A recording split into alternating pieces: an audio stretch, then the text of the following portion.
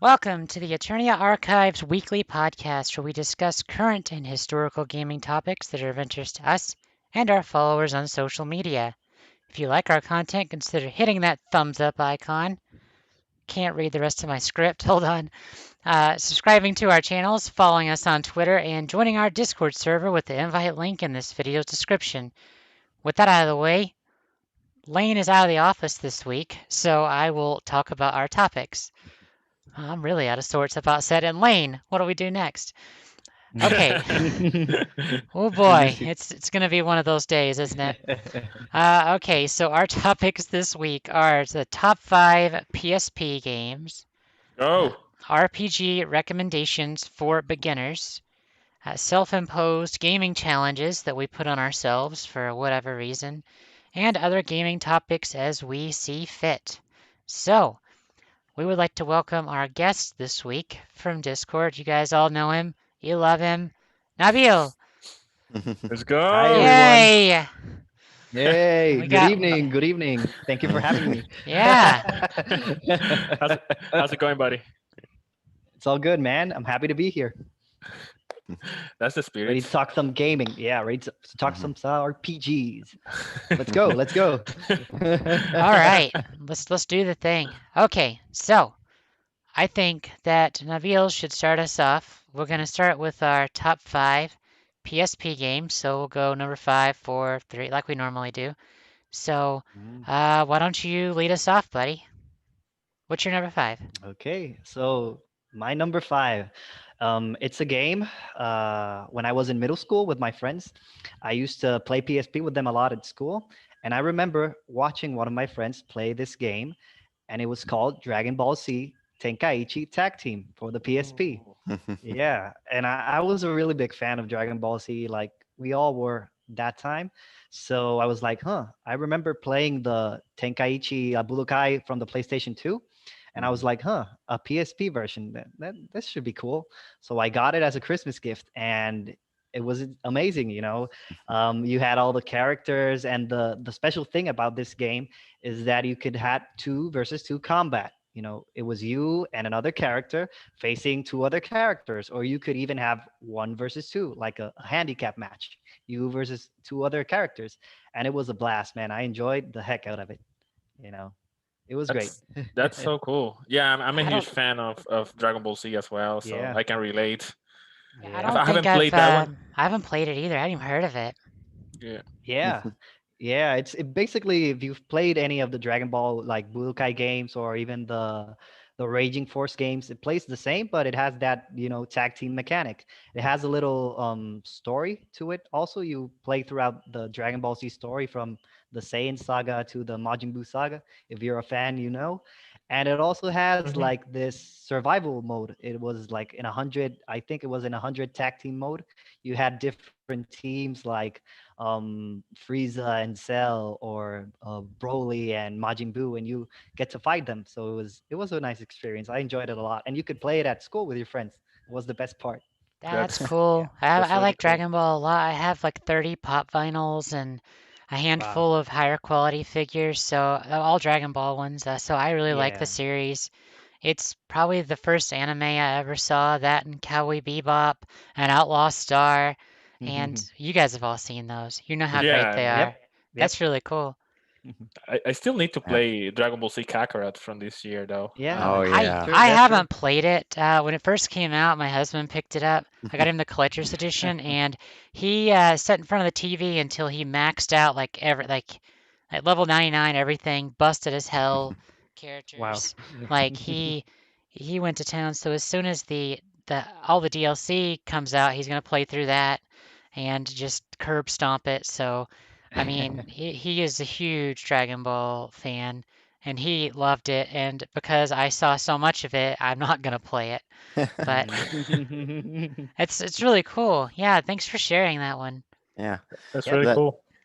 I never actually owned one, but I got to play some Tenkaichi on the PS2 with my buddies, and they were a lot of fun. A little different on the fighting, but they had a lot of neat stuff and like some neat little costume additions that you Yeah. could put on there and stuff. It was pretty cool. Nick, am Yeah. I blind, or did you already get your package from Square Enix? I don't know what you're talking about. Like, like I ordered it. I What's that? ordered What's it. that? It's the Final Fantasy 12 Collector's Edition. Wow. Oh, that was Yeah, fast. yeah, Holy Yeah. crap. I ordered Wow. it too. I haven't got mine yet. I'm still waiting on my E's from Limited Run Games though. Oh That was yeah, I a ordered that like 5 months ago. It's still not Yeah. out. But that's really cool, man. it's huge though. Like I didn't expect it to be that big. There's really only like 2 things that come in it, but They're big. Yeah, yeah, that's must be. yeah. So I'm gonna have to reorganize my office to find space for it, because I might put it under the Tony Hawk skateboard. It'll fit in the window. I feel bad for that window. You can't get into it anymore. Right. I'm gonna have to push my TV over and put a bookshelf right there, so That's I a can great just idea. That's great. organize it all. Well, Nick, since we're talking about the cool new thing you just got, why don't you tell us what your number 5 game is? My number 5, I didn't really play that many PSP exclusive games because I started getting into playing all the PlayStation games because I never really had a PlayStation 1. I went straight to the PS2 from the N64. So I was playing a lot of retro games, but I'm going to kind of cheat here and use Kingdom Hearts Birth by Sleep that I've been playing through here recently because I'm really coming to enjoy it. At first I was a little skeptical, but it's still a lot of the same that made me enjoy the Kingdom Hearts franchise as a whole. Uh, I kind of skipped out on it after Kingdom Hearts 2 because spin off, and we finally get a sequel, and I'm like, okay, it's time to give it a go, and I'm glad I did. I'm having a lot of fun with it. So Even though it is a spin-off, it feels like a main title. You know, yeah, it's that important into the franchise. So I'm very. glad you're enjoying that. Yep. I've beaten one of the routes, and I'm working on the second. I'm going to do all 3, and Brad said that there might be like some more post content, so maybe I'll do that as well. There is a final chapter, of course, that you need to play in order to finish the story, but there is also a secret episode that ties to the 2.8 collection, to the 0.2 Birth by Sleep game. So which is a short one. You should play that right away if you can. So Yeah. Rad's our Kingdom Hearts specialist, in case Yes, y'all he didn't know. is. Yeah. Nabil might be as well. I can see he's oh, a he Yeah, is. fan. Trust me, he is. I gotta He say, I learned from the best. I've only played the first game, and I only played like 3/4 of it, and I got bored. I've tried to play the game like 4 times. I just can't get into it. But You could. I own like half the games. I own the collection on PS4, and I have like 30 pop vinyls from it. I really like the art and the idea. It's just the combat it sucks. Well, Put it I on was easy, breeze through it, and any game past Chain of Memories, you should be fine. I think. yeah. I think I was fortunate enough to play Kingdom Hearts 1 when it released, so I didn't know any better. That was like 2000, right? 2002, if I'm not mistaken. Yeah, yeah. And then of course if you play like then after that I played 2 and 3 and all the spin-offs, and then I tried to go back, and even though I love the game because of the nostalgia, yeah, the combat is not as fluid as I thought it was. Right. Yeah, It's I clunky. mean, Yeah. I think I started playing it probably about 6 months after it came out, and I rented it, and I was like, this is not fun. So actually, no, I didn't rent it. A friend of mine had it, and I think I tried it at their house. I don't know. I didn't like it, so I never tried the others. But I've bought a whole bunch of stuff. Like I have a crap ton of Kingdom Hearts stuff because I like the idea. I just don't like the games. I'm sorry. You don't like the execution? The execution. No, no. That's totally fine. Yeah. Well, I guess we could just keep going in a circle and just rotate back to Nabil, looking at the images of us on the screen. So my number 5 is a game that no one's heard of probably on this podcast, and that is Every Extend Extra. It's a shoot 'em up puzzle rhythm game. Yeah, it's pretty cool. It's got lots of bright colors. Also, definitely, uh, it's unique. So if you haven't played every Extend Extra, I can't even tell you what kind of game it is. It's it doesn't even make sense that it's even a game. Just go look it up sometime. It's fun, but if you don't like music rhythm games, you're probably not gonna like it. And When did you play that game? Oh, that was the first game I had on PSP. No, second game I had on PSP. Wow. Wow. I'm looking at it right now because it's the first time I hear about it, and it yeah, looks pretty cool. It looks pretty cool. Yeah. Oh yeah. I'm starting to see a trend of Kali and rhythm games. Yeah. Are we gonna see Yeah. Callie playing the Kingdom Hearts rhythm game now? Let's Wow. go. Yeah, yeah, No. she's Yeah, let's she's No. go. invested. She's Yeah. invested this No. Yeah, much. that's gonna be the Kingdom No. Hearts game that's gonna get Callie to be Yeah. a fan I of don't a think rhythm so, Yeah. game. because I don't like Yeah, I actually don't like yeah. the Persona dancing games. I don't like those. Uh, They're not good, and I don't really like the scenes in Yakuza where you have to do the dance rhythm. But I like Beat Hazard, of course, Ya DDR. mejoré con el- Anyway, Rad, what's your number Yeah. 5? so my number 5 is um, a game that, even though has multiple versions, that's the only version I've played. Um, it is a JRPG that is very dear to myself. So it is actually Lunar Silver Star Harmony, um, for the PSP, of course. Of course, the first version was the one on the Sega CD, and then it got a remake on the PS1, and then this remake on the PSP. That game is so charming. Like the battle system is just simple, turn-based JRPG that I love. Like it wasn't trying to reinvent the wheel. It was just trying to compete with the juggernauts at the moment. And I'm talking when it released first in the Sega CD. But it's a game that it doesn't age at all. It's so good. Have you guys tried that game, or any of the versions of them? I I I never played one. I've played the Lunar games. I like the second one better than the first, but they're both good. They're really good. I mean, I haven't played the second one though, but I really enjoy this one, and it is a game that I go back to it from time to time, because it is just so easy to pick it up, and of course, yeah, the first time you just gotta know the story, but sometimes you just have, like this itch of playing something like that, like a chill JRPG, like a retro like one, and hmm that's one of the games I go back to. I really love it.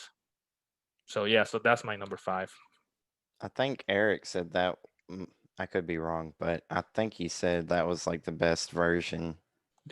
That's his Yeah. preferred version for sure. Yeah. Yeah, he mentioned that a couple of times in several videos actually. And I mean, even though I haven't played the other versions myself, I've seen plenty of gameplay, and I really like the sprites and the graphics, and how fluid the combat is in the PSP version. So yeah, that's the definitely the version I would recommend as well. Cool. Considering that it is, I think the PS1 version goes for um, more money now than before. So especially Um, after the COVID Yeah. tax, but oh yeah. yeah, so Yeah. that's the Makes version that sense. that people could play for a decent price right now. Oh Yeah. yeah. That's cool. That's a good game, Rad. Thanks for sharing. So Nabil, what's your number 4? Okay, so my number 4 is God of War: Chains of Olympus. Um, I remember playing this game when I was younger. I remember playing the first God of War games for the PS2. I didn't actually own them, but a friend of mine did, so I would visit him at his house, and we should play that games all the time. And I remember sawing that there was a God of War game for a PSP. And if I'm not mistaken, I think this is the highest rated PSP game on Metacritic. It has like a 91 or something for the PSP. And well, this game was incredible. It pushed the PSP to its limits, I think, because the combat, it's your basic God of War combat, with combos and everything, but it was incredible, and it looked really good for being at the PSP, and it had a cool story. It's the second game in the like chronological Right. order after the first one. Yeah, and After it's Ghost of incredible. Sparta, yeah. You're gonna enjoy it. Exactly after Ghost of Sparta, I Mhm, think mhm. that one or Ascension, one of those. Yeah, they had like I two don't remember. maybe. Yeah, they They had were like two. they were both really big hits on the PSP, I remember. Yeah, yeah, and I had a I, blast playing them. there's a good. I don't think there is a single bad like God of War game. That's why the Yeah, franchise is popular right now. That's why Mhm. people are looking forward right. so much to the next one. Well, I Yeah. think it's probably because the last one was a masterpiece, but Right, right. Well, But you you could see, argue that the PS2 games were masterpieces as well, and yeah, so that's true. Yeah. I'm gonna have to agree to disagree. I liked the PS2 ones better. They felt, you guys know me, I don't like clunky combat. I like fluid, I like Mm. smooth combat, and I think that the PS2 games were superior to the last one, to the reboots of the to the series. newest one. I You, tried the newest one. I So the didn't new like one. it. you didn't Mm. like the Hmm. I guess the over the shoulder camera can also be Yep, you got, Yeah. problem for yeah. some people. Yeah, I Yeah. love the game, but Yeah. I can see how some people do not like that style I mean, you guys because have known you're me long Yeah. enough. I mean, when I played Final Fantasy VII Remake, the first thing I looked at is, can I zoom the camera out? Can I zoom the camera out? Well, you needed to for that game. yeah. Yeah, and I did too. actually, I was really thankful that you could, because the first thing I did when I saw that, as my friends were playing it at the time, before we all were as close as we are now, I was like, guys, guys, guys, I can zoom the camera out. It's so great. And they were like, just shut up. Well, I was like the same way. I was like, well, those weapons are really cool and I can see the materia, but I can't see jack that's going on. That's right. That's right. Well, that's really cool. Yeah, the God of War games are great. I've Nick, never actually played the older ones, only the newer one, and that Mm. partially, but I oh, God of War 1 was a masterpiece. I highly recommend that game. I've I, I've only played like the numbered ones like one, two, three, and the reboots, but I haven't Yeah. tried the spin-offs. But I've seen playthroughs of them, Yeah. and yeah, they're top notch. Oh They're yeah. really good. Mhm. Oh Yeah. yeah, They hold they're up. really good. Yep. So Nick, what's your number 4? My number 4 is the only game in the franchise I've ever played, but Metal Gear Solid Peace Walker. Mm. Oh wow. I Wow. mean, if you say that's your only Metal Gear, I mean that's it's decent. It's not as good as like Metal Gear Solid 4, which is like perfection. I kind of like the option to have like a little more act. Well, I mean, you can in the others, but it felt more accessible to do an action approach because I Yeah, suck at stealth games, so that was a welcome addition for me. Mm. that's a fair point. That's fair. But the plot for it was just phenomenal, and I love settings in the Cold War and stuff. So, It's pretty good. So you haven't played any other Metal Gear games at all? mm-mm. So in Wow. my case, I haven't tried any Metal Gear ever. What? Yeah, Mm. so Wow. it's not my cup of tea for some Oh reason. my God. Even though like people praise them and I see like they're really um well received. I for some reason I've never tried one. I've seen many you know gameplay of some of them, including the last one, but yeah, but I've never tried them myself. Thing is, those games are so cinematic. You can pretty much watch like a YouTube movie Hmm. playthrough. Yep. You It's can. And Kojima. It's Kojima. I mean. It's yeah, Yeah, Kojima. exactly. Yeah, Kojima. yeah. It's Kojima. Well, that's cool. I have not played Peace Walker, but I've heard it's one of the less like Kojima ones. Well, I don't know. The story was really good in my opinion, and I like being. I think you could recruit characters in that one, and kind of build up your base and stuff. And kind of, I think that's what they did in 5, maybe as well, something like that. You I build haven't up a played base or 5. something.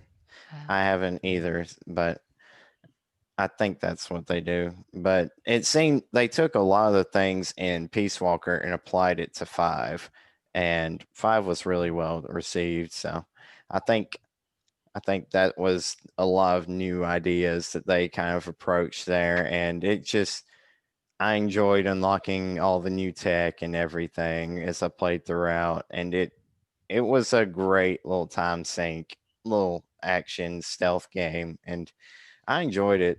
Bosses and everything. I think they even had like a secret level with Monster Hunter where you have Oh, to wow. fight like the dragon or whatever from Monster Hunter.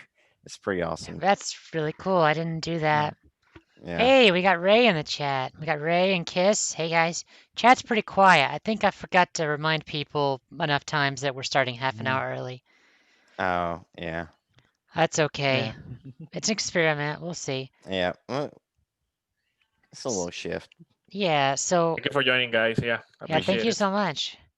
Yeah. So my number 4, so I changed this list in the middle of the show because I forgot about a game actually. Um, my number 4 is Final Fantasy VII Crisis Core.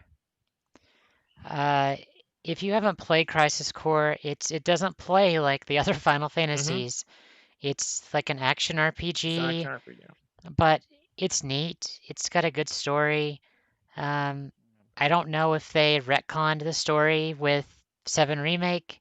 It feels like they did for part of it. Mm-hmm. If you haven't played Crisis Core, you won't know what I mean. But I liked the game. It was fun. It really pushed the PSP as well, like God of War did. I was shocked. Um, so yeah, that'd be my number 4 is It Crisis has Core. Zack. It has Zack. So It has Zack. I mean, so Yeah. okay, how you go Yeah. wrong? so Can't go cool. wrong. Fun fact. I actually when I found Zack on Kingdom Hearts Birth by Sleep, I didn't know who that was. So I was like, who is this guy? Wow. Is this guy supposed to be Yep. Wow. like a Final Fantasy character or something? Because he's not in 7 either. So he's not in 7. He So you is. Zack is in oh he is, yeah 7. he is, but Yeah. I Yeah, he didn't The is. realize He that. is. flashback. I didn't realize Yeah, that. in the flashback. Yeah, I didn't realize that. Yeah, you're right. I knew who he But was before he even took his helmet off. So yeah, so Yeah. I was like, Zach, it's Zach. It's Zach. Zach. yeah. It's Yeah, Zach. It's Zach. yeah. Zach. It's Zach. That's Zach. That's Zach. You can Cool. watch my live stream. I pretty much the same like. Nice, nice. Yeah, I was excited when I saw that, and I was like, oh, actually, Nick, you'll appreciate this. So, the very last scene today, because I beat and got the platinum of 13 Sentinels today, when you beat the final boss, it goes into one of those PlayStation says you can't record this, and I was like, Elgato says, screw you, do what I want. So I record, there was like half an hour to 40 minutes of stuff after you kill the boss that couldn't be recorded. I'm like, this is Wow. crazy. And the reason is you 100% the story, you beat the boss, you're like, here's what's going to happen, I think. And they still give you twists and turns all the way through the credits and everything. What? I was like, Wow. this game is a Yep. master class in writing. It is going to go down as my favorite PlayStation 4 game of all time. That's Uh, cool. That's one of the things in a lot of games I feel like they kind of fall short with, even if that they have like a masterclass story. A lot of times it's just like extra boss fight with no additional context or something. There's no plot to go with it. Oh, But there's a plot. Oh boy. if you just put like a little bit behind that, it makes all the difference to me, I swear. Gives So me a reason to play. so I'll talk about it later in the stream, later in the podcast, but uh, we'll get to that later. So Brad, My what's your number number 4. 4? What you got?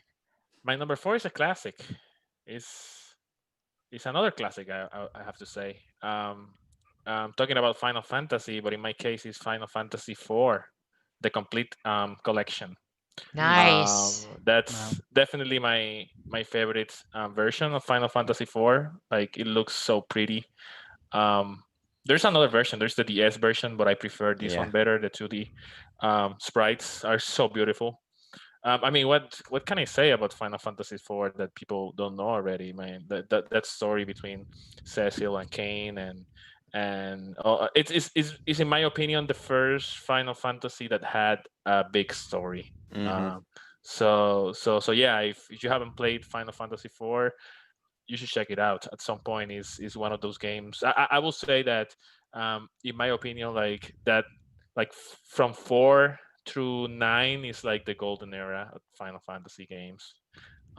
That's just my opinion, but You can um, add 10 in there, but you could add 10 because Mm. 10 did a lot of um, important stuff for the series, like doing that transition from PS1 graphics to the PS2 graphics. It was really It huge. was a really And pretty game. I would say Eh, that 10 is the yes. is the last true like classic Final Fantasy gameplay. After that, you have 12. Um, 13 actually is an interesting battle system that I'll talk about later because I've played that Mm. game this week. I'm playing this. I played that game for a while, but yeah. But going back to Final Fantasy IV, yeah, go check it out if you haven't. Have you guys tried Final Fantasy IV? I Oh have yeah. not played it. If Yeah, you I if I you, haven't. if you like 6, you'll like 4. I'm not I saying it is better, but it is a good I game. played through 6, 7, 8, 9, 10. I played 11. I started 12. I never finished it. 13, 13 2. I played the absolute crap out of 14, and 15 is bad. So Mm. yeah, Yeah. uh, Wow. I bought Yeah. it the Windows edition. So if I ever decide to play it again, I'm gonna stream it. It'll be pretty. So whatever. Anyway, that's cool. I need to go play Final Fantasy IV. What's the definitive version? Like, which is the best version of The 4? PSP version. PSP. The PSP Yeah. PSP. version? The PSP. Yep. I'll have to The, I look the, up. mean, I think the DS one is in 3D, but I think the PSP PSP version has a better looks. screen than the DS. So, Yeah, oh come yeah. on. I got well, the DS. I beat it on DS. fine. So Okay. At Mm. least it's not on phones. But don't you guys I have It's. phones? Is it? I think it is. No, it is on. I think it's they Final Fantasy 4 in Steam as well. they probably ported it to Yeah. phones as the PSP port because they did that with a lot of them. But Yeah. uh, the sprites Yeah, it definitely is on look good Steam. in It is on Steam as PSP. well. All Plus, right. doesn't that have the after years? Yeah, exactly. It has the. Oh, I played a bit of that. I haven't beaten the After Years, but it is decent. if it's on Steam, I might pick it up. That could be a good PC game to stream. I Yeah. haven't played it. It's just the battle system is similar to Final Fantasy 6 and 5. Hmm. Well, 6 is amazing. 6 is amazing because mostly because of the story, but you'll get a good story as well on 4. It's not as epic as 6, but it is good nonetheless. Tale Cool. of Redemption. Mm. It's a good one. All I right, love that game. Nabil, what is your Lane? You got the memo. You said you weren't coming. If you want to jump in, buddy, I'll invite you. If you're able to make it, I'll add you to the screen and we'll adjust stuff if you want to come in. You're still on time. Yeah, Come on, I Lane. mean, technically. Okay, so Nabil, what's your number 3? Yeah. So my number 3 is actually your number 4. Final Fantasy Crisis Core. Final Fantasy Nice. 7. Yeah. I remember, Final Fantasy 7, the original one, was my first Final Fantasy game ever for the PS1. And when I found out that there was like a prequel for that game that explained things like Sephiroth, things like why Cloud is like Cloud, things like who the hell is Zack, I jumped into it and I really enjoyed it. The combat is different from most Final Fantasy games, but I think the story, it enhances that so much more because it gives you a full, complete story of the entire Final Fantasy 7, lore and all that things. So I really enjoyed that one. That's my number 3. Yeah, I agree. That's a good choice, Nabil. I agree. Yeah. Thank you. Nick, what you got, buddy? For number 3, let me look at my list. So Lane's gonna jump in, so that's exciting. So whenever he decides to get in, I'll invite him and reshift everything around. Oh, we have time. Don't worry. Let's go. Number 3 for me was Final Fantasy Dissidia.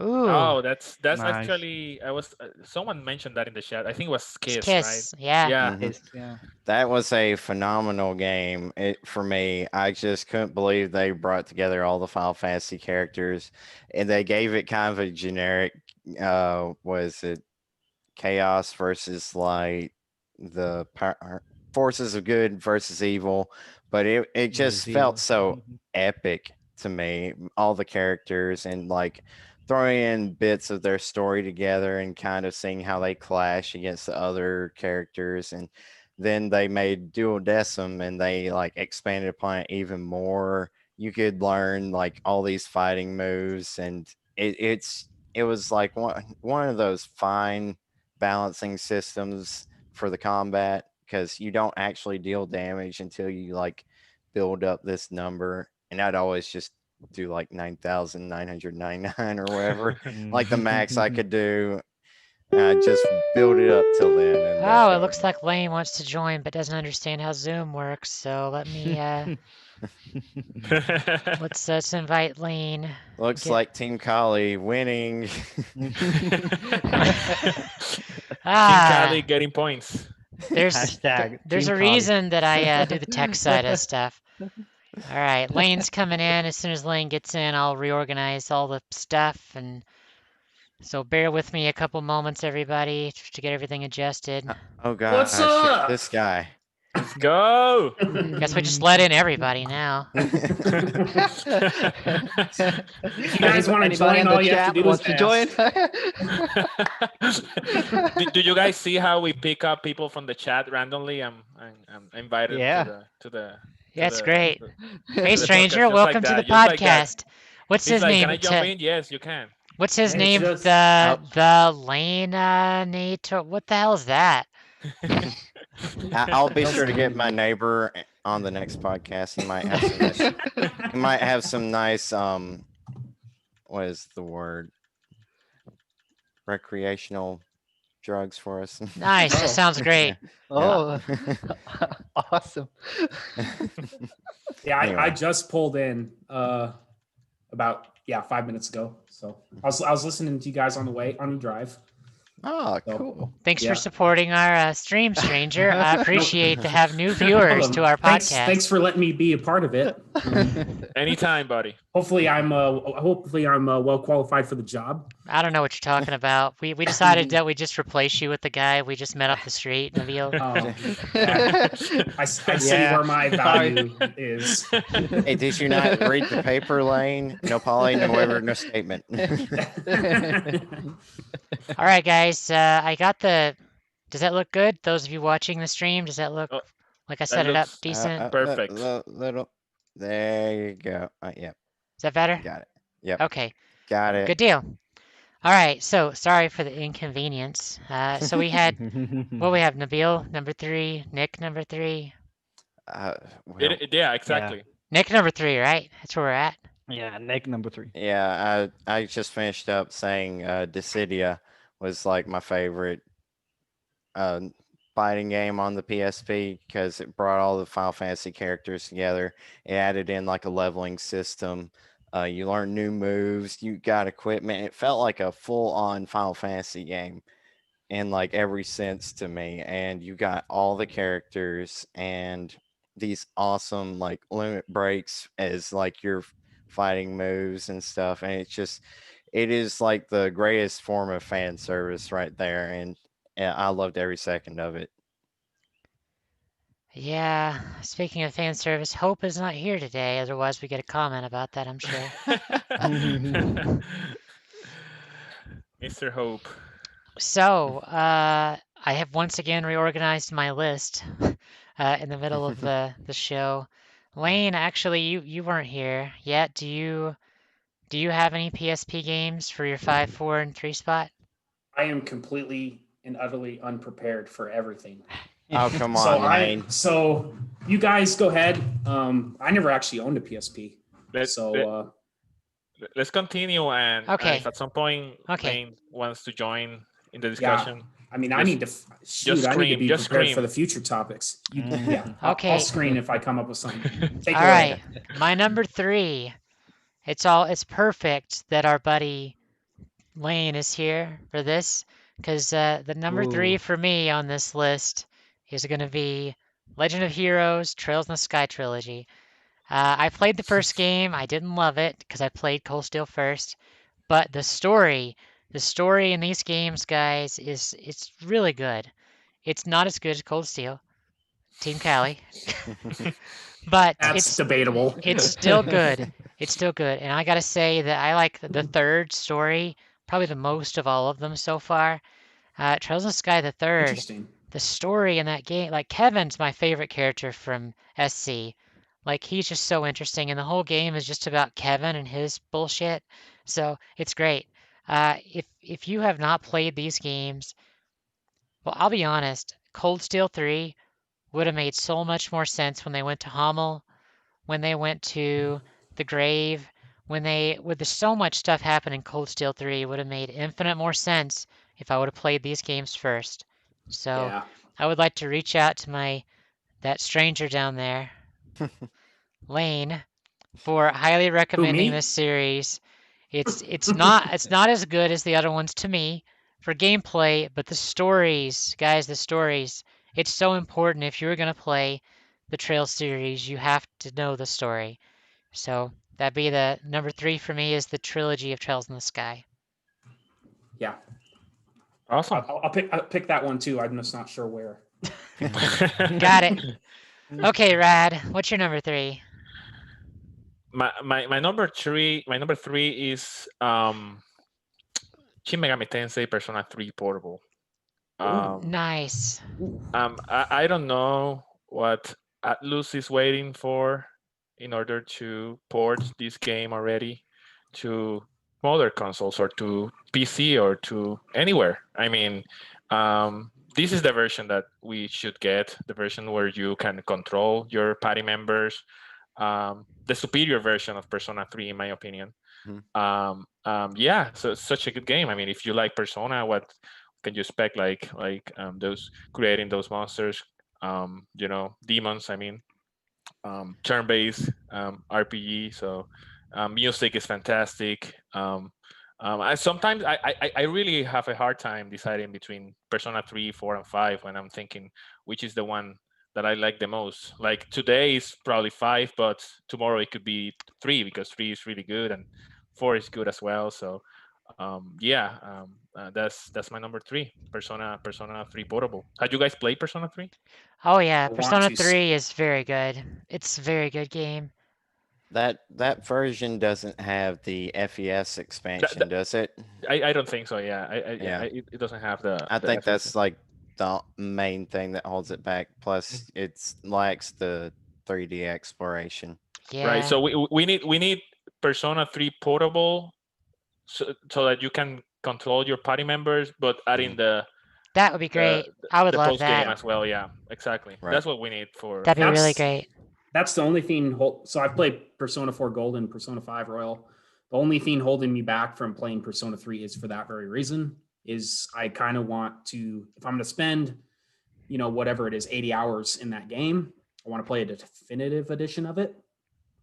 So it's kind of where I'm at. I'm kind of crossing my fingers and toes, hoping that that happens someday, and I think it will. It will eventually. It'll work eventually. They'll Especially after work the out. success of Persona 4 Gold and like on Steam, I think it is a no-brainer for me. Yeah. I Yeah. mean, Atlas said that they are going to more aggressively pursue porting their previous versions of games due to Persona 4 Golden's success. So I think it is safe to say that we can expect a port of some version soon. Oh yeah, I would agree with that statement. So now that Lane joined, my memory's all screwed up. Who's okay? Rad It- went, so now it's Nabil. Nabil, yeah. Number 2, I think- Nabil. I Take think us that home, would be Nabil. me. Take us Let's home. go. Okay, so my number 2 is a game that Nick has been streaming these past few days.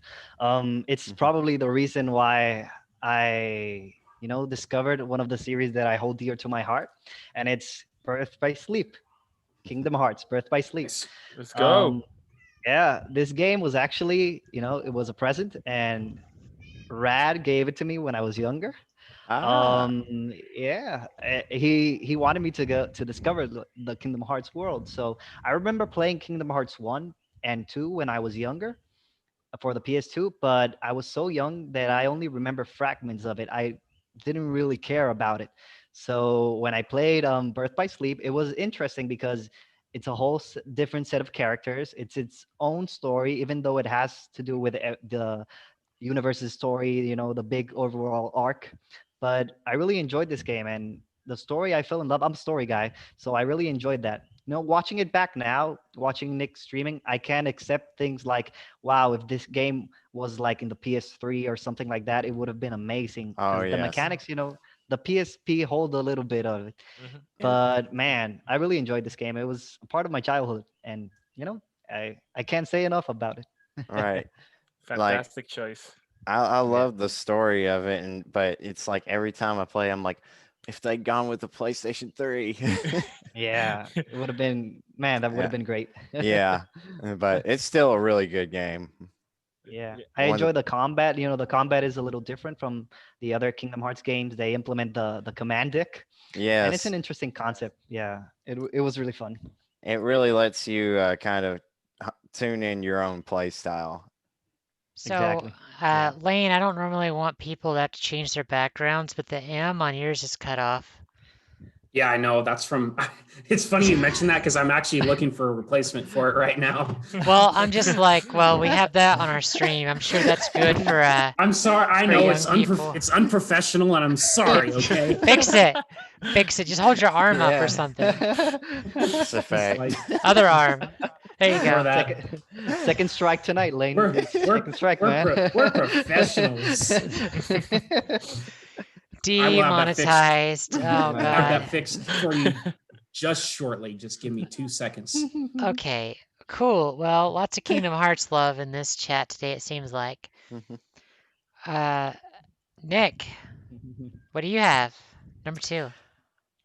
Y'all keep stealing my thunder, but coming in at number 2 is Final Fantasy VII Crisis Core, which I traded in way back when, but I have been a long time fan of the franchise of Final Fantasy VII, and I really enjoyed it. I played Dirge of Cerberus, Watch Advent Children. I would have played the mobile game if they had ported it over to the US, but I pretty much played all the Final Fantasy spin-off stuff that they've had, and it I was just really engrossed in that story. I think the story is what really stood out to me because I always kind of liked Zack maybe a little more than Cloud because I'm like, Cloud's kind of just an imposter. Zack lived Yep. it. He is the hero, and that's the whole point of his goals. And it's like his journey to becoming that. And the finale and everything is just heartbreaking. I'll Yeah, say. it's very So sad. I'll leave it Yeah. at that. I'm Yeah. sure everybody knows it by now, but I do not want to spoil it for anyone. If anyone has not played that game, it is worth it for the end scenes, credits, and everything. Just that reason alone. Combat is fun. I really enjoyed it. It wasn't just like straight hack and slash. It felt like it still had a bit of strategy to it. It felt like a true Final Fantasy game to me, just kind of more action oriented. And I just really enjoyed that story, the characters, and it had Zach. What more do you need? So Yep, that's That's cool. very, very, very true. squats for days. Squats for days. Squats for days. Okay, All right. well, my number 2 is a game you guys probably aren't going to expect. Like normal. Should be no big surprise. My number 2 is Touch My Katamari. Let's go. It's actually the go. reason. Oh. It's actually the reason I bought a P. Na, na, na, na, na, na. I Yep. don't know how I would feel if someone approached me and told me that. What? I s- Demonetize again. The answer is okay. no. No. Okay, so I bought a PSP for that game. I bought a PS Vita for that Katamari game. Actually, was it Touch My Katamari? Was that on PSP or was that Vita? That was probably Vita because it had touchscreen. Oh, I don't remember. I'm gonna go look it up. There is a Katamari on PSP though. I'm pretty sure. Katamari on PSP. Come on, you could search it. Katamari. Me and My Katamari. That's right. Mm. Touch My Katamari is on Vita. So never mind. Not Touch My Katamari. Me and My Katamari. That's what I bought that system for. It's also why I bought a 360 and a PS Vita and a PSP. Was because of Katamari. I'm not kidding. Um, if you guys have watched my streams, you know what to expect. It's colorful nonsense. You roll up trash and people, and you make balls, and they get bigger, and it's got catchy music. Uh, It's basically acid in a video Yeah. game. it's so I good was though. about to say the plot is like a straight acid trip, This but plot's it's great. Yeah, The you're music is top notch, I'll say. the music's real good. So, me and my Katamari, that is my number two. And if anybody guesses my number one, I will be shocked beyond words because I don't think you guys. It is an only in Japan series, so I imported it. So, rad. Number two. So my number two is Kingdom Hearts: Birth by Sleep. I would never The game, guess that. the game that Mr. Nick is streaming at the moment, and the game that Nabil also has a love for it. Um, yeah, I mean, what can I say that you already didn't say before? It's just a side game that feels like a main story into the franchise. It is so important to the lore of the franchise that I can argue that it is actually a main title.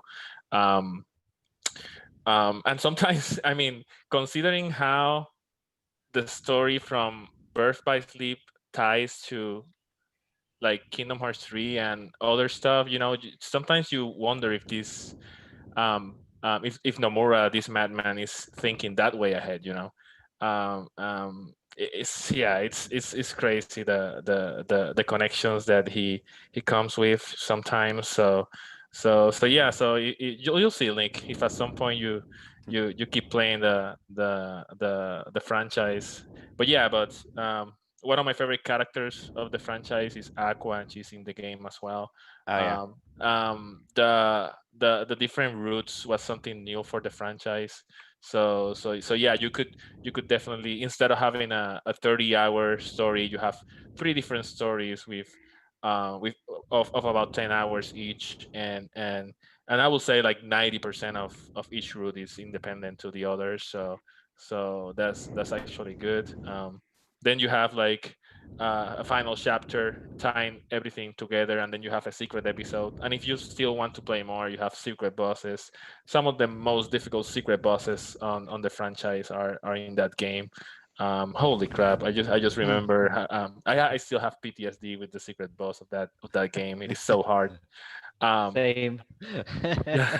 but yeah, no, I mean, a fantastic game. You guys said more than enough about it. So let's move on to Mr. Nabil for his number one. Mm. So my number one. I mean, Nick already mentioned it. It's Final Fantasy Dissidia. Ah. Those games, they're like fan service for a Final Fantasy fan, and that's like one of the first RPG series I got hooked into. I got hooked into RPGs like later in my life, and Final Fantasy was for sure one of the best and probably one of the first. So that's like fan service for a Final Fantasy fan. I don't know what else to say. You fight with everybody, you enjoy everything. It's great. It's one of the best.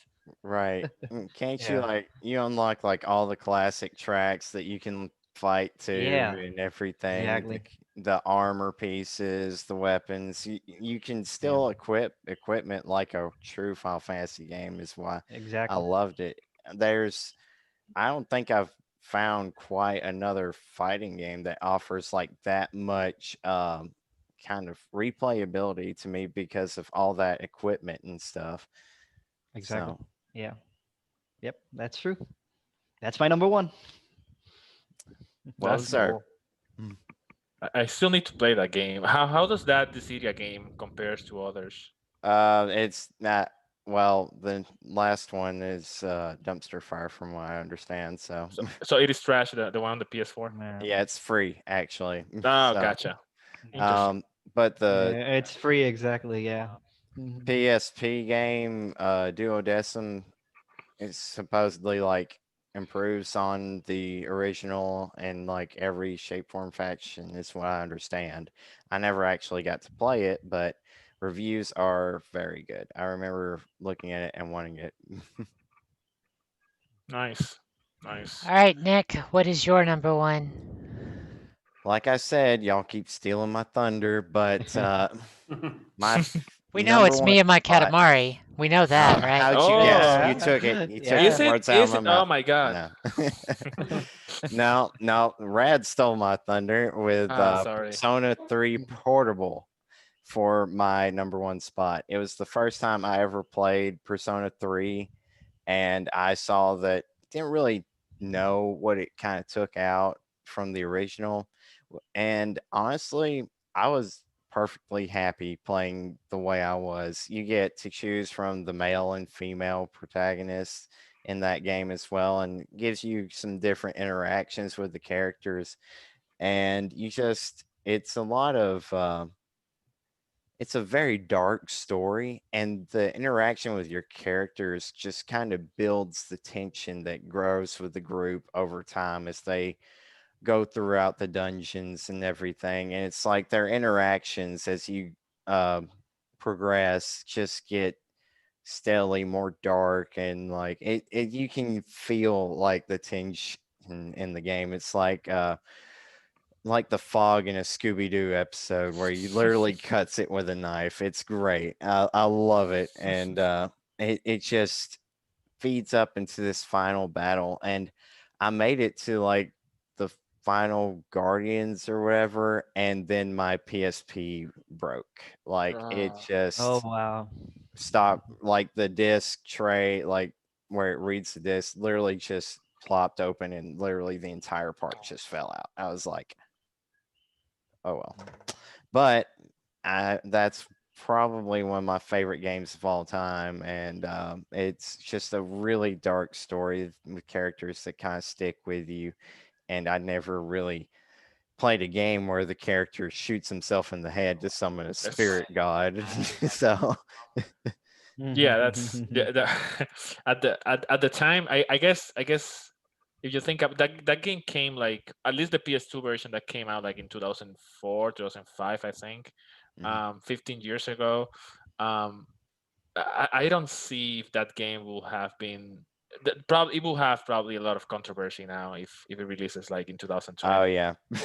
Yeah, but it is so good. It is so good. Okay, is it my turn for number one? Go for it. Well, I'm gonna see if I can get you guys to guess it. There were actually 7 games in this series on PlayStation Portable. 7. And Of the I think I know what it is. they none of them came to America. They were all Japan Oh, only. So Only not a in Neptune. Japan. only Not in damn. Japan. Only so in not a Japan. Neptunia game. No. Wow, that was my No. guess, dude. Only in Japan. They're based on a famous anime, one of my favorite animes. Shaman King. I wish to God there was 7 Shaman King games. I'd just be playing that for days. Then I know what it is probably. It is the Right. Bleach Heat the Soul Yep. series. Mm, If you haven't played these games, they are probably some of the better anime fighting games on the PSP. Like the first one starts off and you're just Kurosaki and you've got the sword from the beginning and you're pathetic. But the last one, like the 7th game, is like way out there. It's like very far into the series, and they all have different improvements and tweaks and stuff, but they're pretty good for a 2D fighter, 2D/3D fighter. So if you're a fan of Bleach, give a look at these games. That they're in Japan only, but PSP is a region free, so you should be able to pick them up, give them a shot. So Didn't the they have Didn't they have like a DS game too? There's 3 DS games. One is a um, tactics game, but it's not Ah, great. It's kind of bare bones. that There's one. there's 3 DS games, but they're not stellar. The best Bleach game is the one for PS3. I should stream that sometime. It's very good. Hmm. So that's my number one. The series, the whole series, Bleach, Heat the Soul. It's hard to pick a best one. It just depends on which part of the story you like the best. So rad. My Go number ahead. one. Before I do my number one, I'm gonna go and say a quick honorable mention that I had a hard time putting in number five between Lunar and this game, and I have to mention it because our podcast is kind of about it. It is Tales of Eternia. Tales of Eternia for the PSP, which is also Tales of Destiny 2. It is actually a remake of that game.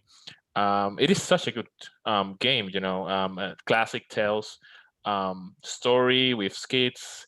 Um, you have 2D combat in this action RPG, and it was a great game. I mean, I haven't. One of the reasons why I didn't put it in the top five is because I haven't finished the game yet, but it is really good. So I wanted to mention that Tales of Eternia. But my actual number one is um, E6, the Arc of Napishtim. Oh my God, what a great game! That's East at its finest, in my opinion. One of my favorites in the franchise for sure.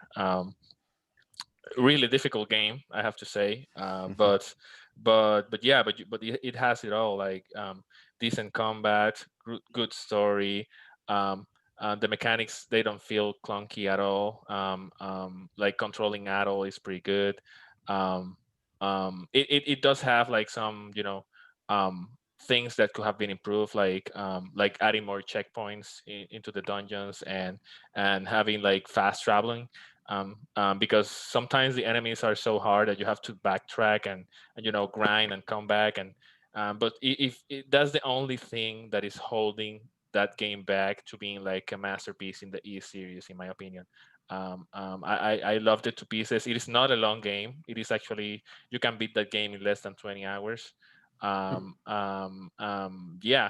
If at some point you want to experience like is at its finest, try that game.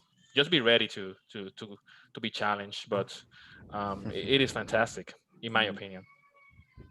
What is it? Every easing game pretty much before 7 is actually pretty tough, but 7 and 8 are not that hard. From what I haven't played 7, but 8 is not a very hard game. I don't Yeah, think. yeah, compared to 6, 8 is pretty straightforward, like to beat. Yeah. If you play like in the normal difficulty on his 8, you should not have problems at all. On his 6 though, yeah, on his 6, some I remember at some point I got to a boss. I was killing everything on my way. I got to a boss, and when I started hitting the boss, I was doing 0 damage. That's how weak I was, according to the game. I was doing 0 damage, so I had to, start fighting things for, I don't know, 15 minutes, half an hour, to Boss is level. just laughing at you like Yeah. that tickles.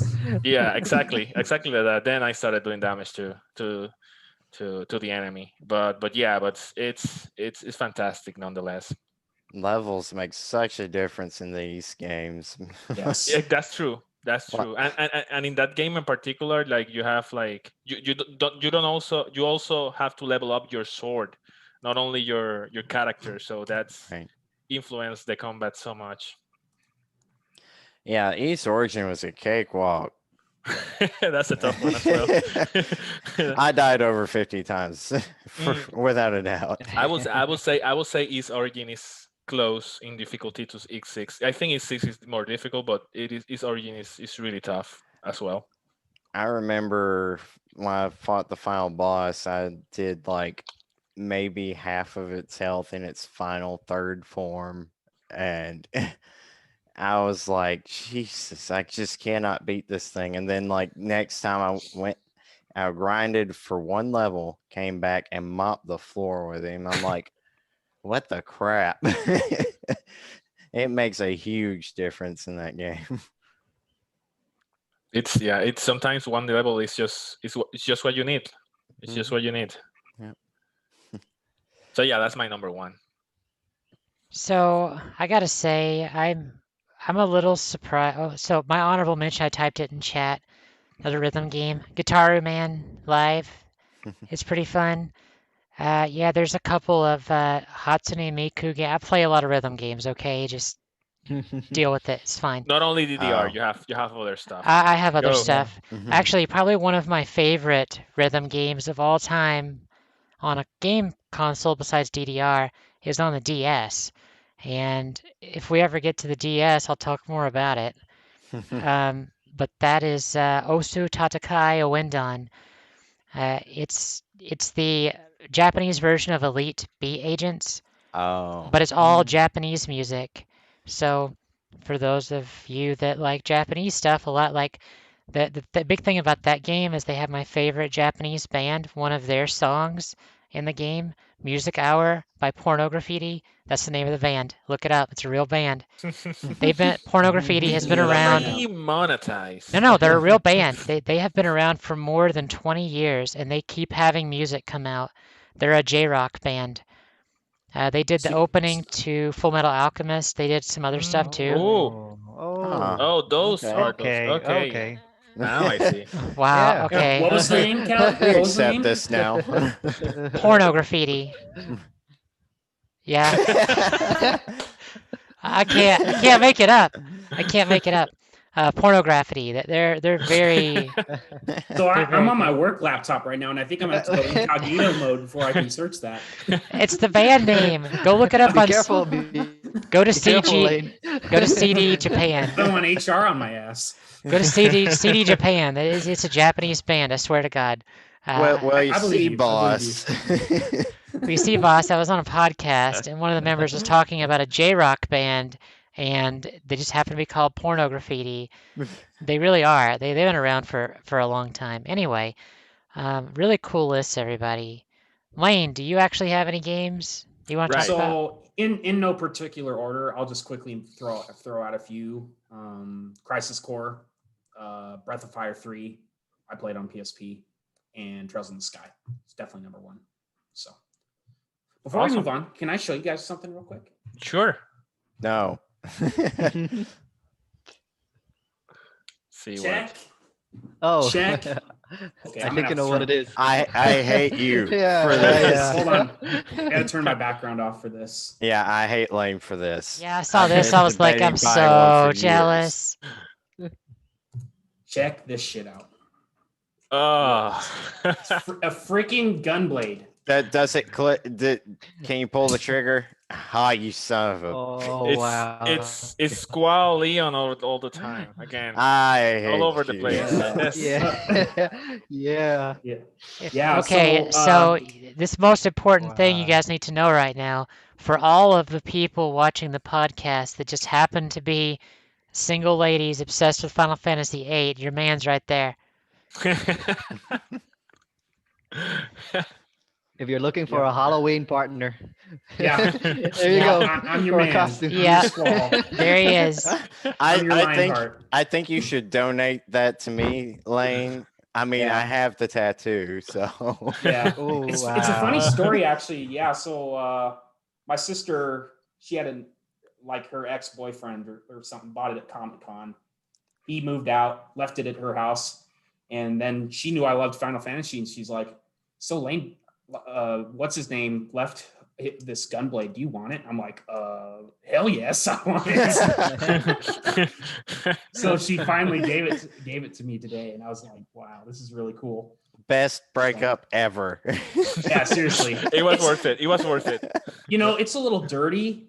It needs a little bit of TLC, but like, yeah, I'm definitely gonna hang this up somewhere. Yeah, most It's definitely. it's an awesome gift. So I Right, just thought I'd show you guys that real you quick. should mount it like right above the door frame, Yeah, and that'd slam the be a door good spot, yeah. really hard. Slam the door real hard. Yeah. And then put in your will, goes to Nick. Fair enough. Okay. Anyways, So our on to next topic is which RPG would we recommend to beginners to RPGs? Which this was actually kind of a hard topic for me to pick a game because there's so many great beginner titles. So I think we should start with once again our guest, Nabil. Thank Lead you. us off, buddy. So let's go. So I was thinking about this question, and it's very interesting because if you're a beginner, you are either someone that has never heard the term RPG, or somebody that knows what an RPG is, but you prefer, other genres, or you haven't really had the opportunity to play RPGs. So I thought of three answers, one for like three different RPG categories, subcategories, for a turn based, for action, and for strategy or, a tactical RPG. Um, for turn based, I actually picked these games that they're hilarious. They're like the most simple turn based game you can find out there. And they're South Park games, the South Park Stick of the Truth and the Fractured But Whole. so, so these games, they're like they're like a parody of an RPG turn-based game. yeah. The first one is about like Game of Thrones and like the Lord of the Rings, and the other one is from superhero movies, Marvel, DC. So if somebody has never heard the term RPG, but they know about South Park, oh hey, that's South Park. Let me check this out.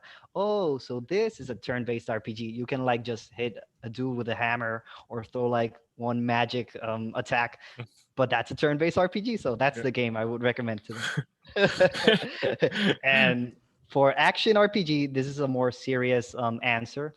I would probably recommend Final Fantasy VII, the remake, um, just because I think it's a great game, and it would be like a gateway for that person to discover the Final Fantasy universe. So it can lead to that person playing, Final Fantasy 4, Final Fantasy 5, 6, 7, 8, 9, 10, all of them. So yeah. And for a strategy RPG, it's it's kind of an easier strategy like tactical RPG I played not so long ago. It's Fire Emblem Three Houses.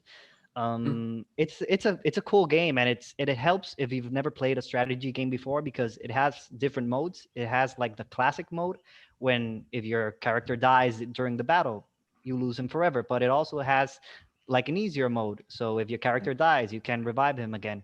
So for somebody that's trying to discover like those sort of genres, I think it's a good example, and it's Yeah. it's a pretty game, and all of them are like recent games. So if graphics are things that the people cares about, so there you go. Yeah. Those are One my thing, another thing Yeah. about Three Houses, I think, is that makes it very beginner friendly is the fact that you can rewind time. Right. Exactly. If you make a Yeah. mistake, Exactly. you accidentally kill your favorite character and you're in Yep. classic mode, just rewind the turn or Yeah, something. rewind time. Yeah. That's yeah. great.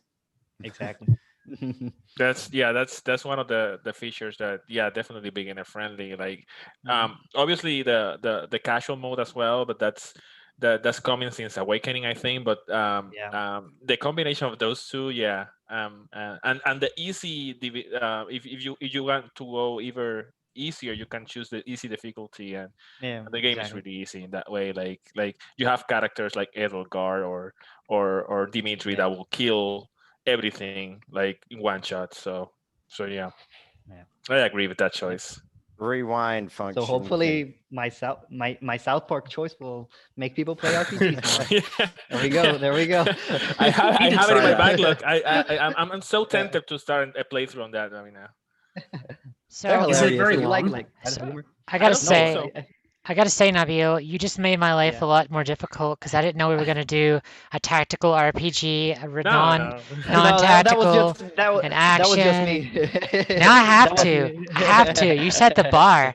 That was me being the nervous, guest. Oh, I gotta do a good impression, I can't fail you guys. Okay. Kylie's Good ones. going last now. She's going to nervously Yeah. prepare a quick list. Yeah, I mean, I only picked one too. I mean, so. I can go second. I can come up with stuff on the fly. I do it all the time at work, and I haven't gotten in trouble yet. So I mean, I can go second if Nick you don't want to or Rad you don't want to. I can go if you want. Please, Whatever works for thanks. you. That'd be great. So I'm gonna recommend. I was gonna recommend one, but since Nabil set the bar, I'm gonna recommend two. Just not to go, not to overkill, but just Yeah. Middle just to ground, a nice middle to ground. appear that I made my research. So in my case, there is a game on the Nintendo Switch that um, for some reason people ignore that game, and I think it is a brilliant strategy RPG. It gets um, on sale almost every week, I swear. And people should play that game. It is Mario and Rabbids, like I knew it. Kingdom Battle. Yeah. It is a Yep. great game. Super simple. It is a strategy RPG, but you have the Mushroom Kingdom charm, of course, Mario, Yeah. Luigi, and the rabbits as well. This is if I have if I had a kid and he wanted to play a strategy RPG, I will definitely make him play this because Make um, him. yeah, it is so good and it is so simple and everything is so well explained. So yeah, if you guys haven't tried that game, I think you should at some You're gonna point. sit there. You're gonna play this game. And Yeah, you're gonna like it. you're gonna like Yep. it because I said so. No dinner until you finish this game. Jokes aside, yeah, it is fantastic. Um, the other game I will recommend for a beginner, and this is more for the kind of narrative that they use, how they introduce stuff. I'm not saying the game is not easy by any means. I will say the first half of the game is easy, then it gets harder, but it has this charm that I can see any beginners playing this game like and getting hooked with the RPG genre. And it is a game that my friend Nick streamed long ago, and it is Nino Kuni, the first one. It is a game that towards the end of the game, it gets hard, but the game is so long. So if you get that far, you've been putting like 50 to 60 hours already. And it also has an easy mode. I think it is a very charming game. The mechanics, they explain well how how the monsters work, how you can capture them and use them in battle. It is not too hard to to get into as well. So yeah, that's another game I would recommend to a beginner. Absolutely. It's very well explained and handholds your way through like a lot of the game to introduce every mechanic, and it'll give you hints. It'll pretty much tell you exactly how to do it the first time. The second time it'll heavily hint towards it, and then usually by the third they're like, hey, you did something similar to this before, you might want to try Yeah. something like that again. Just like that, yeah. And it's a very well done way of introducing all the new mechanics and how each spell interacts with the world, and puzzles are fairly simple. Mechanics of the fighting system, usually you can just grind if you want Mhm. and beat the game. As long as you level up, levels make a big difference in that game, kind of like Dragon Quest or something. But I have a friend that he beat the game about the same time as you did, Nick, but he's a complete beginner to the genre. He asked me for a game like which game should I get, like, and at that point Nino Kuni was on sale, and I was like, you should try that. And he did exactly that. He grinded until level 80, which is insane for the final boss, and then he destroyed the oh final yeah, boss. Jesus. Yeah. So yeah. I mean, he was really pleased with his experience, and then he beat the after. I'm talking about a month ago. He got so hooked about the game that he got Tales of Vesperia and he beat it. Nice. He just beat Oh, it today. nice. So yeah, You've changed that man's life, Brad. That's really Looks like it. cool. Thank Looks you. like it. That's really good. Yeah, I love that game. So yeah, so that will be my 2 picks. Well, I've got my list, unless you want to go, Nick. Uh, sure, I'll go ahead. My first one was my very first RPG that I ever played, and that is Final Fantasy Mystic Quest, which is a RPG that Square Enix pretty much dumbed down for us Americans. So, The uh, American Final Fantasy. Yeah. yeah, it says on the box entry level role playing adventure. So, Says it all. yeah, and the game's very friendly. There isn't, you can't get lost. You get like every tool on the way. You don't have to travel too far out of your way to find any key items. If you're looking for like a retro entry level role playing adventure, then you look no further than Final Fantasy Mystic Quest. And for like something who is probably a little more mature and introduced, is still has a idea of what an RPG is, a great entry into the series is Super Mario RPG and the Legend of the Seven Stars. Mm. Nothing too complicated. Boss battles aren't too frustrating. There's a few in there that get a little difficult, but nothing crazy. And Axum Rangers. Have you fought that fight as like 8-year-old Nick? Because it sucked as a 8-year-old Callie. it wasn't. It wasn't until I got to Smithy's Castle that I really had trouble in the original. Well, I mean, just because you're better than me, Well, I also grind a lot, so True, true. that you can beat that game if you grind. Like, I think you can beat that game at like level 40, 50, The something like maximum that. level is 25. What? Oh, okay. Then yeah. Yeah, definitely beat it at a low level. But yeah, you don't have to grind too much to beat that game. And it's easy. It's one of the better games to play. Plus, if you love Mario games, like who doesn't like Mario games? It's got plenty of the Mario mechanics, like the blocks Yeah. to find, hidden blocks to bust, and everything, items. You get a fire flower for one of the abilities. Your uh, MP is called FP for flower points. It's got all the Mario charms, some really quirky, interesting characters that'll make you actually laugh out loud. And that's something that you don't really find in too many RPGs. So it's a great entry, even if it's kind of dated on the graphics. And for my newest entry, I would say Nino Kuni. Cool stuff. Well, I decided to redo my entire list after Nabil decided to just I'm so sorry. just I'm so do sorry.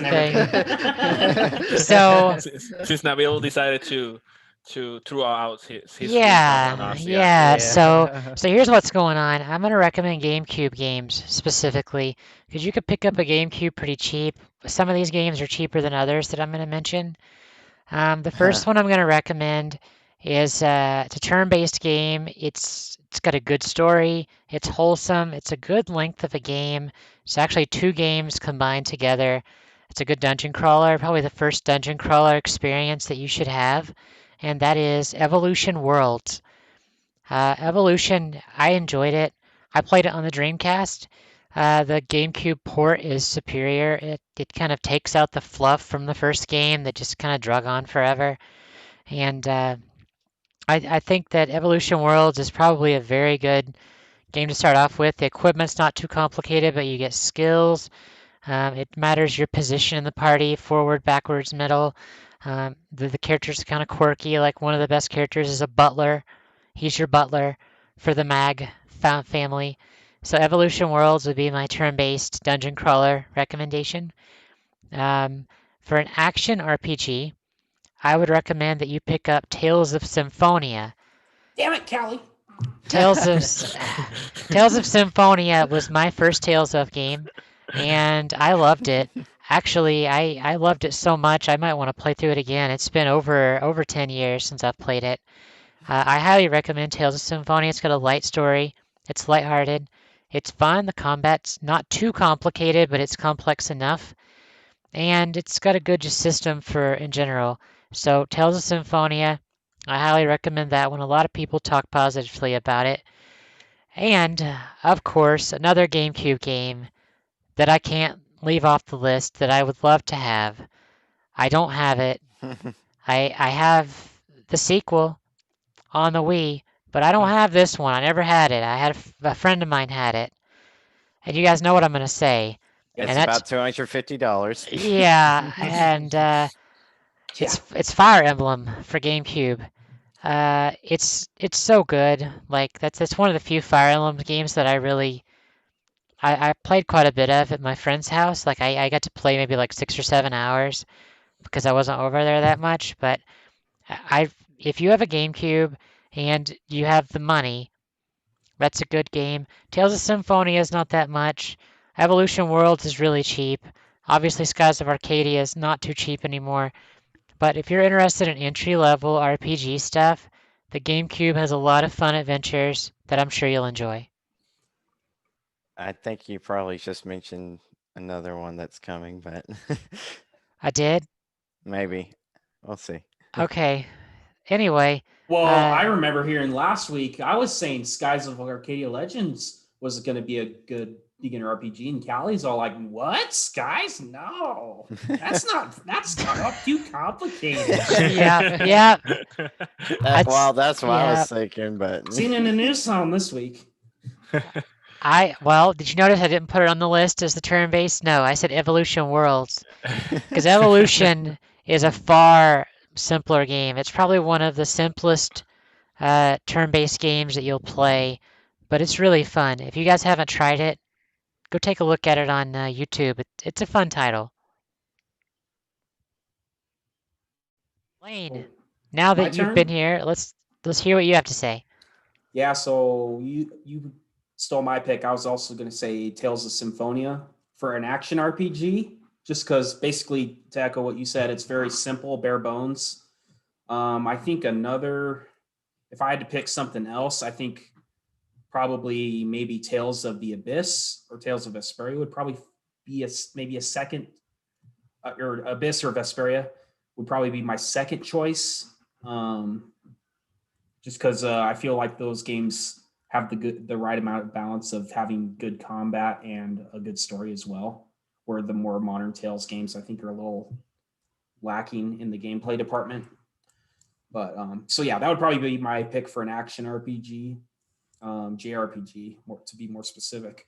And for turn-based, the game that keeps coming to mind for me is, if we're taking length out of the equation, I think I would say Persona 5. I think it's I think it's the most appealing to a newcomer because it's fairly new, but yet I still feel like Persona 5 captures the essence of what make classic RPGs great, with its combat. And the other thing about it is, I mean, if you want, you can have the game hold your hand the whole way. All you do is I think it's like the L1 button, and it picks the best action for you for during that turn, right? So I mean, the game is literally telling you what the best thing to do is if you can't figure it out for yourself. So I think that alone makes it very beginner friendly, as well as the fact that the game is very, very heavy in tutorials, Right. at the beginning. And I think if they get the hang of that, I think that really is just a good tutorial for RPGs in general. I feel like a lot of the stuff that they teach you. So It's really interesting because Persona 5, as you mentioned, has a lot of tutorials, but at no point it feels overwhelming. I agree. they, It's they very well actually paced. exactly. Yeah. I think Go ahead. I was just gonna say I think that kind of speaks to why it's been such a success because it's very easily accessible, gives you like all the pointers that you need to be successful in a RPG, and Yeah. Yeah. I mean, for me, it's like I said, it captures everything that I love about RPGs. Great battle system, great story, great characters that you relate to. Yeah, it's one of my favorite games ever by far. So I I think that's probably what I would recommend in the turn-based department. And then, I think I have to agree with Nabil for the strategy RPG. I think Fire Emblem Three Houses is a pretty great starting point for anybody interested in that, just because of the fact that, you have the option of not using permadeath, and the fact that if you make a mistake, you can rewind, fix it, and not have to start the whole battle over again. I think that's really super beginner friendly, and it's just a great game too. So can't go wrong there. But I don't think these are games that I would just, pull out of a hat and recommend to somebody. I think I would first, ask them like, okay, what kind of games are you into right now? And sort of maybe try and find something that might fill or meet what they're currently interested in, I guess. So, but those will be my my 3 picks, I think. So I have a question for the group actually. If you have a friend, a hypothetical friend, that plays Call of Duty and shooters and Fortnite, and that's basically all they do. Borderlands. Yeah, no. Yeah. They only play those shooters, and you had to recommend them a turn-based RPG to start Oof. off with. Which one would you recommend to the Call of Duty bros? Oof. Oh my god. I will say maybe something like Valkyria Chronicles will appeal to them. Yeah. That's something That's a good one. that's I mean, it's as close as it gets to a war and to enjoy shooting, but at the same time, it is a JRPG. So that's what I would recommend. Yep, that you took my pick right there, Rad. So That's a Yeah. good one. Yeah. great Yeah. taste, buddy. Probably that's the only one I got. Yep. Yeah, I don't Cool. know. I think that's probably at least from a setting perspective, I think that makes a lot of sense. But I think I would want to know, outside of gaming, what other media do you consume? Yeah. What kind of movies do you like? Do you like anime? If you so, what kind of anime Yeah. are you into? I think that might be something like, hey, well, there's this great game. Yeah, that's well, kinda the like thing this. is, all they say is, I like Call of Duty, I like shooting people, and yeah, that's it. Yeah. Oh, I got one. Resonance of Fate. I was Oof. waiting for it. I was waiting for it. Yeah. Actually, just picked up the PS3 copy today. So Nice, nice. Yeah. Well, guys, our next topic on this show this week is self-imposed gaming restrictions, ones that you put on yourself that you like to torture yourself for one reason or another. So I'll start off since I think this is a topic that I started a few weeks ago, and then Rad brought it up. I was like, yeah, this is it.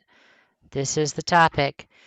So that for me is if there's a turn-based game, I will not use the runaway function. Ever since I can remember, I just don't use it.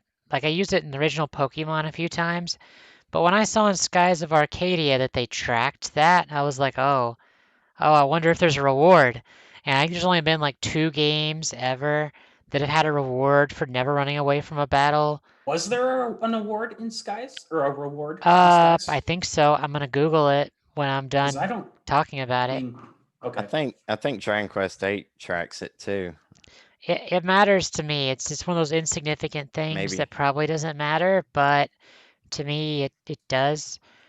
That's probably my biggest self-imposed restriction. That's fair. So let's go around the circle. Nabil, what do you got? Hmm. So I think that when I play, a game, an RPG, any game, I try to not use the most broken or OP weapon that you can get in the game to pass it. That's something like I always do. I can use it like later on if I pass the game, if I beat it, but while I'm playing the game, I just don't like to use them. I like to challenge myself that way. I don't know why. It's a weird thing, but yeah, I think that would be one. I get that. I Yeah. kind of do the same thing a lot of the times. It feels like you're taking the cheap way out, not playing Yeah. how it's meant to be played. But Exactly. After I beat the game, I'm gonna enjoy it. I'm gonna destroy everybody. But while I play it, especially the first time, I tend not to do that. So yeah, that's probably one of them. Yeah. I think the only Cool. game that I really did that was like Dark Souls 3 because it felt like Dex Oh, yeah. weapons were the only way to go when it first came out. Yeah. But Well, Nick, what's your thoughts? Do you have any? pretty much I just reserve like my anything I can't buy from a store and I just like never wind up using it because I'm like, oh well I can use the high potion here. I don't need that. Yeah. Or I have raise. I can use my MP, and then I'm like beat the final boss, and I've got like 10 elixirs sitting there, and I'm like, Yeah, you save your mega elixir for the final boss, and then you never end up using You it. never use it. You forgot you had it. Yeah, Yeah, yeah. yeah. I mean, it's exactly the way it is in Trails. The Zerum powder. Nope, can't use those. Okay, gotta hold on to Yeah. those. I used to be that way, but then I kind of broke that habit more recently because I was starting to realize that it didn't really do me any good to save it for the final fight. It would kind of be more of an, okay, I'm in a really tough spot right now. And if I don't use this thing, I'm going to have to start over. So I'm going to go ahead and use it. And that's worked for me pretty well. Ever since I started doing that, I've never really been in a situation where I went into the final fight and wasn't prepared. Like maybe I was not as comfortable with the items I had, but it wasn't like a thing that made the fight like unbeatable or anything like that. So I've tried to loosen up on that on item usage, if that makes sense. yeah, I Brad. kind of, Oh, sorry. sorry. Yeah, I kind of followed through with that. Kind of like the not running thing. I never used to run from any fight because I was like, that just doesn't reflect the characters or anything. But as I've gotten into like challenging myself a little bit with like higher difficulties and stuff, I'm like, well, if I don't run, then I'm probably not fighting tough enemies. So Right. that's I don't know. Well, either that or I just think of it as a tactical retreat. Oh, I run all the time. If it's a weak enemy, I don't waste my time. It depends, yeah. Yeah, it If depends. it doesn't, if it is not worth it in terms of what you get, then Yeah. I run away or Yeah. yeah. Or In if particular, I'm gonna die, I try to run away. But sometimes running away is even worse. So Yeah. yeah. because I mean, if they don't let you run away, then you're screwed. Oh yeah. In particular, Skies of Arcadia comes to mind since I'd played that not too long ago. Like I would typically always run from a fight on the world map because I was trying to get somewhere. But then once I got to the dungeon, it's like, okay, I'm in the dungeon. I'm going to fight every enemy until I get to the boss because I need to level up, obviously, right? That's kind of how I typically do it. Like if I'm traveling from point A to point B and it's through someplace I've already been, I'm running. Like probably the most I've ever run in a game was Nino Kuni because my characters just would steamroll through the enemies for like the first 2-3 fights, and then like my party members would have like 0 MP by the third fight, Yeah. and then it was just like a hopeless battle by that point. You were going to die because you have to keep like a constant stream of like heals going in that game, or else you're screwed. Yeah. And some of the final dungeons are kind of longer, and there's some wide gaps without any like recovery points or anything. Plus, it costs like 5 battles worth of gold to get like 1 MP recovery item that may heal about a quarter of your MP that will be lost in the next battle. And so it was a tactical retreat for that game. Yeah. I ran a lot. Skies was like that at the beginning. Like the item to heal MP towards the beginning of the game only heals 1 MP. So it's like there's literally no reason I should be using magic unless it's a boss fight because I'm just wasting my money. Yeah, I remember. But later in the game, later in the game, you get items that heal like 10 MP, and it's like, okay, now magic is a little bit more viable. Well, Nino Kuni kind of remains the same for the majority of the game. So. Oh, really? Yeah. So, Rad, what do you think? Do you have any weird restrictions? I have a few.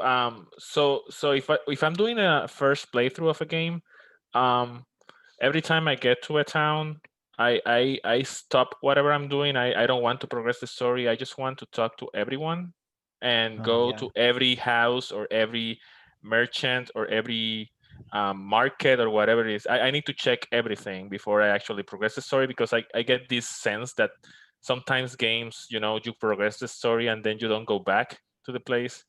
So I have to do that. I always talk to everybody and check every house or every building or whatever is available.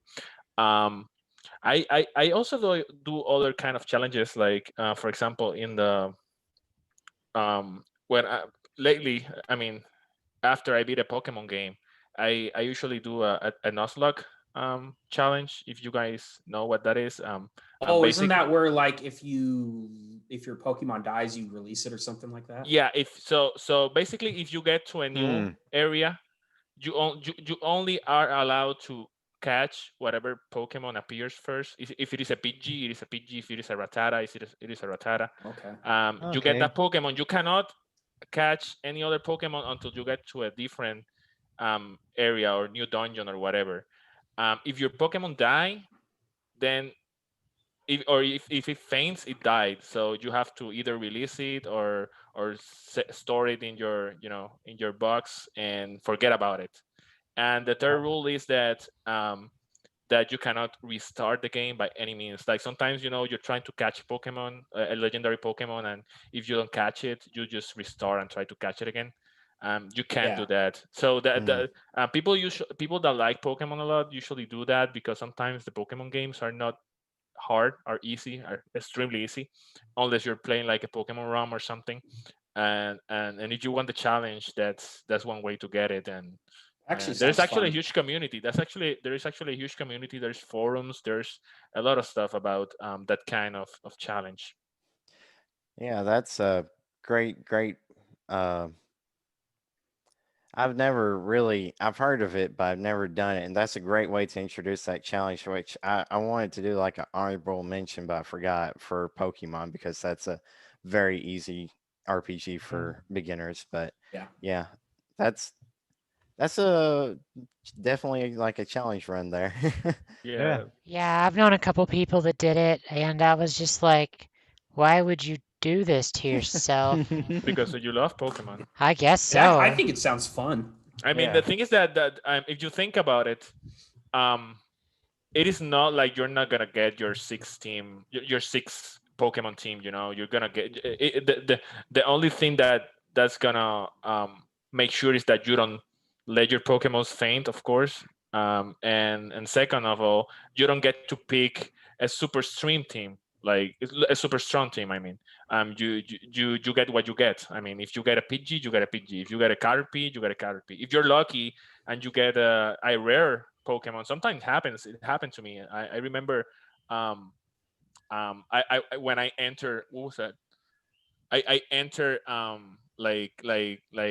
like this Cerulean City, and the first thing I got was an Abra, and Abra is pretty weak at the beginning, but when you evolve it, it is a Kadabra, not like a Alakazam, which is amazing. So that yeah, that's Yeah.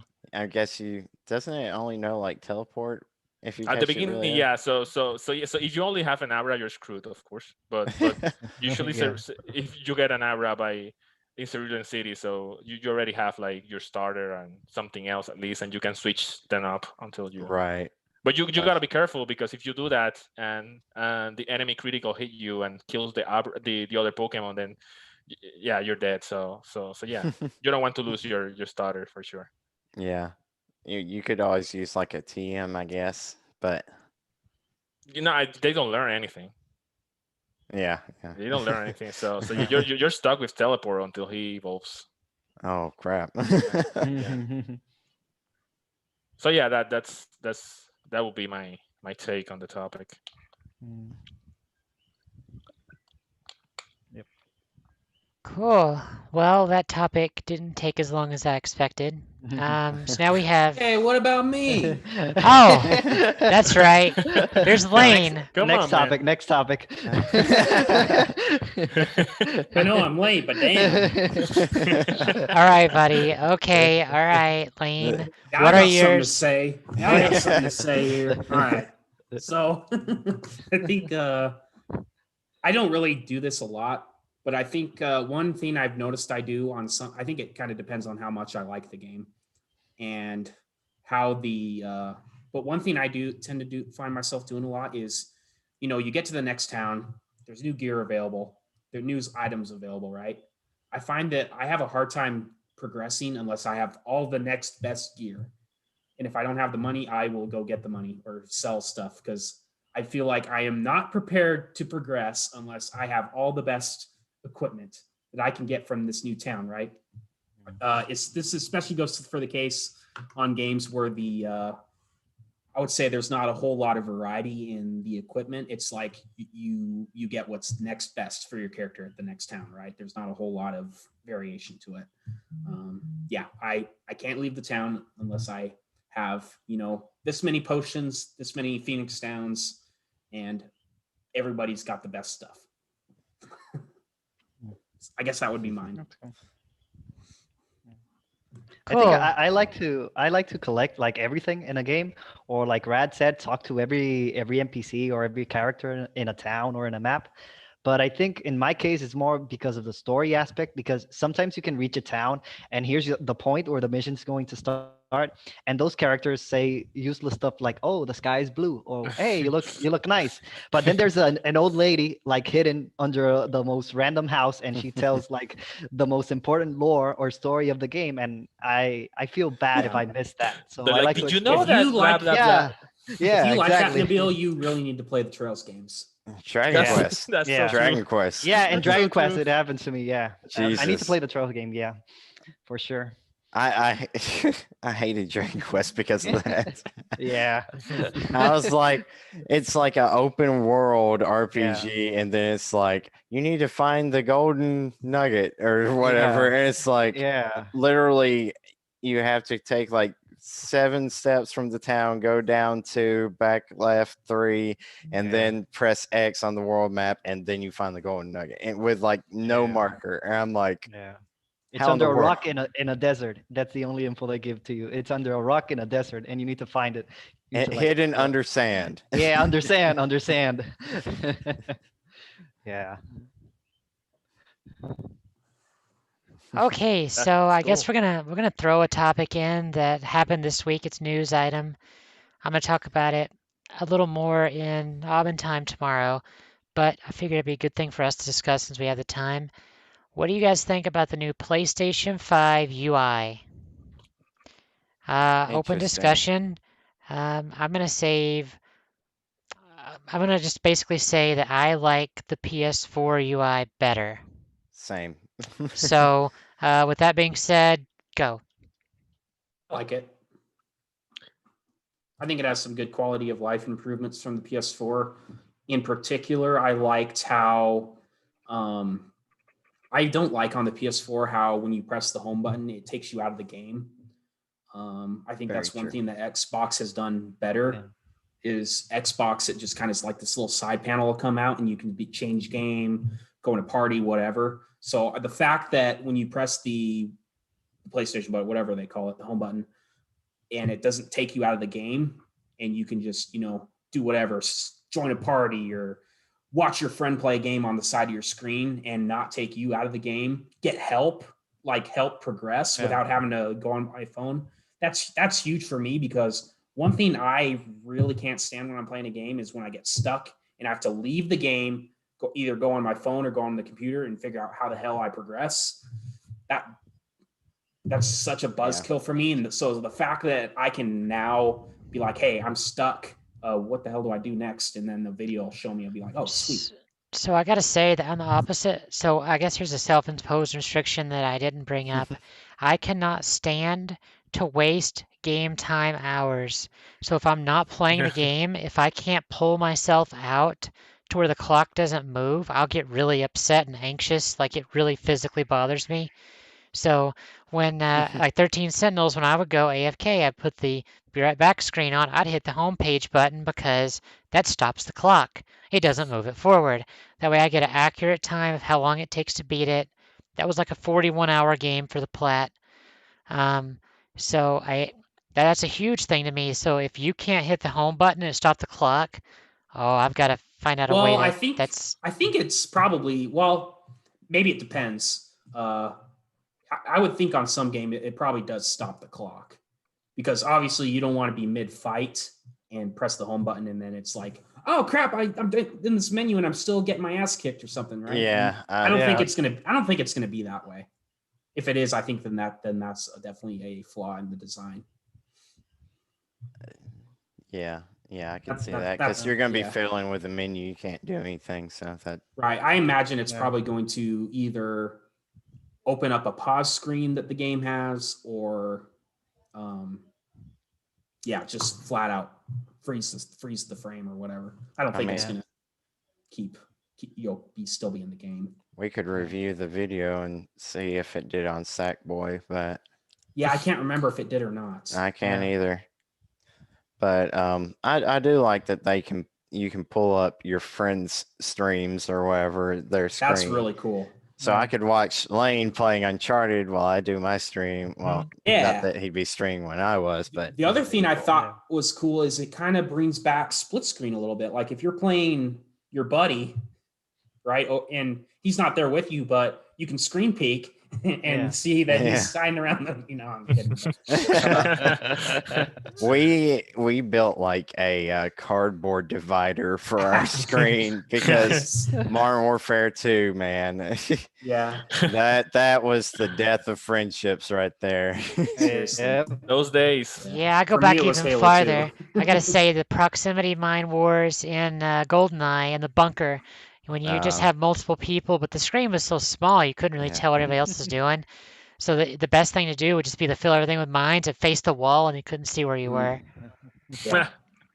Yeah, Because Modern I do that a lot. Like I'll put like somebody's stream on one monitor and I'll play a game on another monitor. And the fact that I can do that on my console now, that's pretty cool. I think. Yeah.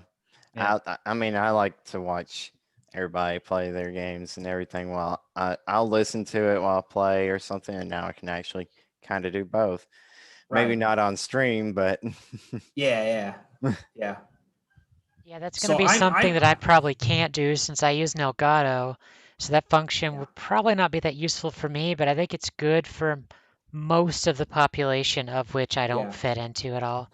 I think another thing I liked about it is the home screen still looks very PS4 to me, other than the fact that the apps are a lot smaller, not so in Yeah. your face, I guess. But the whole transition where it's like the store is on the far left, your most recently played game is like 2 apps over. All that seems very familiar, and I'm glad they didn't really dramatically change that because I think it's going to be a lot more of an easier transition from people who have the PS4. So I really like that. And another thing I really like is how the store is not its own app. It's part of the console now. So you just, scroll in. You don't have to sit there and wait for the PS Store to open. Yeah. It's just there. Which is a pain. Yeah, that's one of. I Yeah. mean, in terms of the design, I of course I like the PS4 one, and I also like the what I saw from the PS5. But what I'm looking forward the most is just the responsive time. The responsive time, Yes. because Yeah. Yes. like right now in the PS4, if you want to buy something from the store, it takes a while to load and to search the games and stuff. Yeah. That's not gonna happen in the PS5, I think. So Yeah. so yeah, I'm- that go ahead. I was just gonna say I'm definitely a Sony pony, but one thing that Xbox has definitely done better than Sony, I think, is the user UI and the user experience has Sure. been way better. I don't on the know. I Xbox. think the Xbox One freaking menu system is so bad. Like when I play a game on Xbox One X, I'm like, how do I find anything? This is so unintuitive. That's kind of true. I see, like, while you're in game, the Xbox menu is a little better, but as far as like Yes. the home screen and I all agree with the settings and everything for PlayStation, I'd say that is definitely easier to find. I've never had a problem finding anything on the PlayStation. Yeah. So, Yeah, that's a good point. I would say that the out of game experience is maybe not as good if you're not as familiar with it, but the fact that I can be in a game and I can be, somebody sends me a party invite. I don't even have to freaking leave the game. Yeah. I just hold the button and I'm in the party.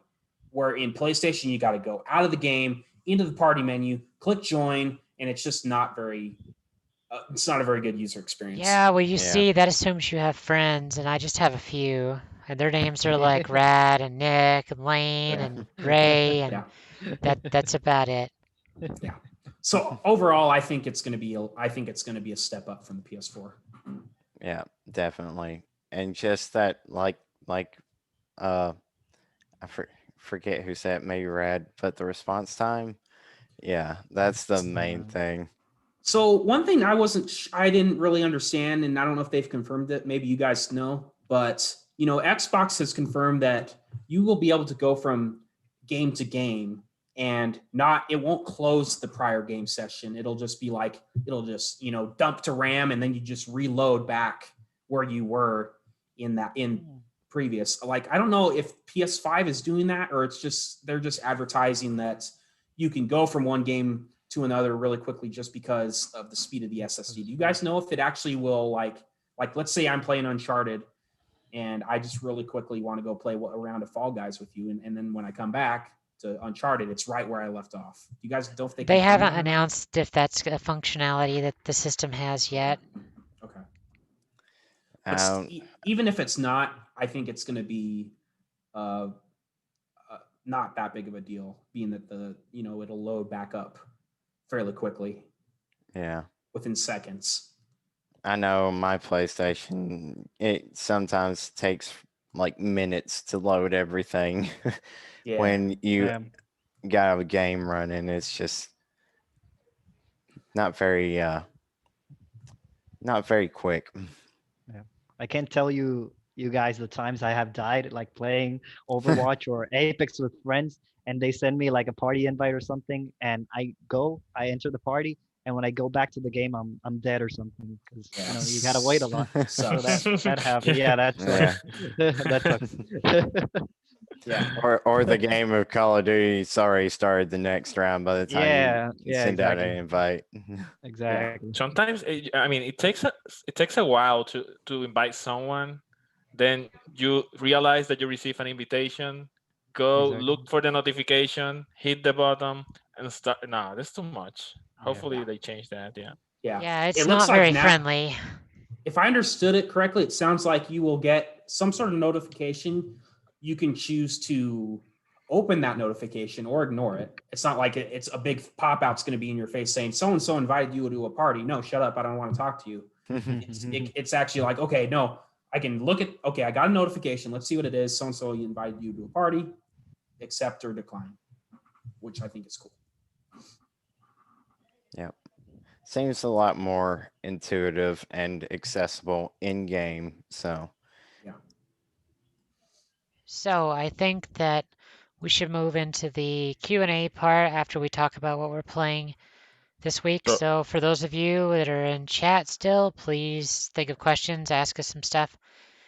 Other than that, let's talk about what we've been playing this week. So Nabil, what have you been playing? Yeah, so I haven't had a lot of time to play because college kind of takes over my life. no. Yeah, but I've been playing. I have like my half an hour breaks. I've been playing Overwatch again with some of my friends after a lot of time. Like, I used to play Overwatch a lot, like maybe 1 year, 2 years ago. I really enjoyed it. So I've been playing a little bit of that. They have like their Halloween event going on right now. It's one of probably the best events in that game. And I also started Trails of Vesperia, but I've only played like 1 hour of it. So I'm hoping to finish. Yeah, I'm hoping to finish my exams and everything. So probably this week I can dedicate all my time to Tales. Nice. So yep, that's Overwatch is fun. I think I saw it's a free on the Switch right now. Yeah, I think Senor Snipey, I think he made a video on his channel talking about it. Yeah. Let's see how it plays on the Switch. I used to play a lot of Overwatch. I don't anymore though. I know people that don't play like games at all that play Overwatch. So yeah. It's a fun little toxic time, but it's more fun than toxic. Yeah. Just don't play competitive. Yeah, exactly. Value your sanity. Yeah. Kind of like a first-person league. Yep. Yeah. Cool. All right, let's go in a circle. So Lane, what about you? Oh man, I did a lot of gaming this week. So the day after our last podcast, I decided I was going to play Nier for the PS3. And I didn't realize how far in the game was. I got pretty far in it and then I dropped it and started something else. So I got back into it and then I didn't realize how close to the end I was. So I beat the game in like 3 hours or something. And I found out there's multiple endings to the game. And to get the B ending, you basically start about little over halfway into the game, I'd say. And you just kind of replay it and they give you a little extra context in some of the cutscenes. And so yeah, like I just sat down on Sunday and like 6 hours later I had the whole game 2 endings beat. I just couldn't put the controller down. It's such a good game, highly underrated, I think. Did you have trouble jumping into the game so late into the game? You mean like towards the end game, or No, not really. I went back and it had only been like maybe 2 months ago. okay? So Okay. it was still fairly fresh in my mind. I went back and kind of did a story synopsis, just kind of refresh my memory a little bit. But it was fairly easy to get back into. Yeah, it's a great game. It's definitely a little hard to go back to after playing Nier Automata, just because Nier Automata is just so buttery smooth in the combat. But I think it's still okay. I would say that gameplay is definitely the weakest aspect of the game, but the story is really good.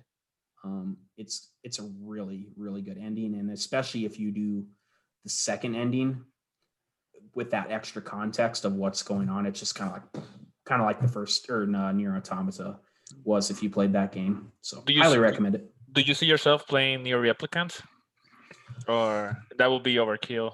Maybe. I think I need to see. I probably need to wait for reviews because from what I saw in the trailer, it looked a little better, but not. Yeah, like I mean, Nier Nier Automata looks better, I decently guess. already. Yeah. Yeah, so I guess I probably would wait and see how it pans out, or maybe wait for a sale. I don't know. We'll see what I'm playing at the time, and if I'm dropping something or something else is coming out around the same time. But I guess I don't know yet to answer your question. So yeah, played Nier, beat it, and then also I got this is a while ago. I bought the Borderlands Legendary Collection for the Switch. So I played through Borderlands 1. Actually, I beat that last night. It's pretty short. It's only took me like 15 hours to beat. Yeah. It was a little tough in a few spots, but the final boss was so stupid easy. Like it was kind of like, really? It was annoying more than anything, but Yeah. I mean, it was so easy because you guys, if you've played Borderlands, you know that if you kill an enemy while you're down, you revive. And so it's like literally you just shoot the bullet sponge boss, and then when he kills you, you just shoot one of the birds in the air who dies in like one bullet, and you just rinse repeat. Super easy. So I was just kind of like, that was really easy compared to Borderlands 2 final boss. But okay, whatever. It's funny with I don't think I ever shot those birds. Oh, really? Yeah, I don't think I ever even noticed them. Yeah. I was actually a little underleveled for the fight, so I was definitely dying a lot. Lane broke the system. Yeah, I exploited it. There was actually a lot of fights in that game that were pretty exploitable, I found. You could just be far enough away that they wouldn't shoot back at you, but if you had a sniper rifle, you just sit there and pew, pew, pew, pew, yeah. pew until they're dead. Yeah, it's a little hindered by the previous generation, but yeah, definitely not. It was cool to see how it all began, how they found the first vault and everything, though. So yeah. I was glad that I played it. So I guess to transition to the next game, I just started playing the pre-sequel this morning. That's the only one I have left to play, and it's interesting so far. The fact that you're on the moon and there's like no gravity and you have to constantly refill your oxygen and stuff I'm not sure how I feel about that yet, but it's still early. I am very interested in it for the backstory of Handsome Jack, though. I think he's a really, really good villain from Borderlands 2. So definitely interested to see how he turned into such an asshole. I'm not sure if it's actually canon or not. Really? They don't consider it canon? Most of the pre-sequel is canon to the series. Looks like this ending has been retconned. I don't know. I'm okay. Maybe it is Okay. something like that. I think like parts of it they kept, and then some they didn't. So Yeah. Or it's fun to play on the Switch. That's the first shooter though that I've played on a handheld. I'm so bad at it in handheld. I like have to like if I'm taking a break from work, I'll just like have it on my desk and just playing it on the controller. And it's funny because like I have to turn the sensitivity way down when I'm on the handheld for some reason, just because it's just like a little too touchy. But if I'm Yeah. on the controller, like the Pro controller, I gotta crank it way up, right? So it's kind of interesting. It's kind of it's a fun experience to be able to experience that game in handheld, though, I think. But yeah, crazy. I can't get enough of Borderlands. Like you guys know, I started with 3 a few weeks ago, and it's just like bam, bam, bam. I can't get enough. I love it. I love the humor. I love the gameplay, and the setting. The setting is awesome. I think. I have to check it out at some point. Yeah, Yeah, I highly recommend it. I love that series. Honestly, it's one of my favorite shooters. So yeah, it's definitely. I think it is becoming. It's hard to top Halo, but it's definitely up there for me. Is probably one of my new favorite shooters by far. So anyway, so yeah, beat near Borderlands and working on pre-sequel. And on top of all that, I started Uncharted at your guys' advice. mm-hmm. I played through the first one in 3 nights of streaming, very short. Let's go. That final boss, though, was really, really pissing me off. And I hope there were no innocent children ears present for that stream. But God. But I'm glad I beat it though. It was a great game. And yeah, so go ahead. Wait till you get to the boss of Uncharted 2. Oh, great. just don't stop running. That's all I can say. Don't stop running. Save the fun. Yeah, so that is what I'm playing now. Since it only took me 3 days to beat Uncharted, now I'm playing Uncharted 2 on stream. Let's see, the last I played it was Thursday night. I'll probably maybe do another stream tomorrow night. It's been a couple days just because other things going on, but yep, we'll keep going through Uncharted. And I bought Uncharted 4. I'm fully prepared to just go through all of them. What? So, you gotta get Lost Legacy. Lost Legacies. Is That's it the one I good? haven't played. Yeah. Is it good? Have you played it? Oh yeah, it's It got is good. Chloe. People say, yeah. Okay. Yeah, Chloe. Enough said. That's all you need to know. Chloe is also the voice of Morgan in Dragon Age Origins. So now that you mention it, I can see the resemblance. Yeah, that's cool. So yeah, loving me some Uncharted and Borderlands. Kind of taking a break from the JRPGs that I'm normally playing until Cold Steel 4 comes out in 10 days, but I'm not going to get it because the collection. Yeah, it's going to take forever to get here. I'm so upset about that. Yeah, I've got it coming too. You got it good. too? Yeah, like I've got 1 and 2 in the big box edition, and I didn't get one for 3, so I'll have to find something for that. But they all look so good. I had to. I think what sold it for me was the poster. I'm like, I want that poster. It really looks so good. Yeah. So that's all I got. Well, I got some pretty good. I mean, a lot of short games, I guess, that I was able to get through. That's like 6 or 7 games there. Let's go. That's I beat 3 out of the 5 I've mentioned. I beat. Yeah. Wow. Cool, man. Yeah, to just have that free time. Single man. I mean, 40-hour week job. I mean, that's what I do in the evening. I play video games. All All right, right, Nick, what you got, buddy? I've been playing the only Kingdom Hearts Birth by Sleep here on stream. I haven't really had time for much else. Hopefully, I played a little bit of Devil Survivor, and I'm playing through on the normal difficulty. I'm like, holy crap! I must have grinded forever for some of these fights, and it's very well balanced. It will not let you get overpowered pretty much. So you really have to strategize, and I kind of love that about the game. And Birth by Sleep, I'm just really enjoying the story and the characters, their development, and different interactions with the Disney characters. Each one has like a different take with the characters that you don't see in the other routes. So it definitely offers more to it in each and every route. So it's rare that you find a game that tries to split up a game like that actually follows through on adding new content and stuff in each playthrough. So I'm happy to play through all of them and maybe see that secret episode. Let's go. Looking forward to that. I try to catch Nick's stream from time to time, so really excited Yeah. about it. You stream at a very bad time for me, Nick. Yeah, I know. I can't help it. Yeah. Such is life. Yeah. What do you got, Rad? What's on your list this week? So I joined forces with Miss Callie and Darth Ray and Senor Snipey yesterday, and we played 3 hours of Ghost of Tsushima Legends. That was so much fun, It actually. was fun watching.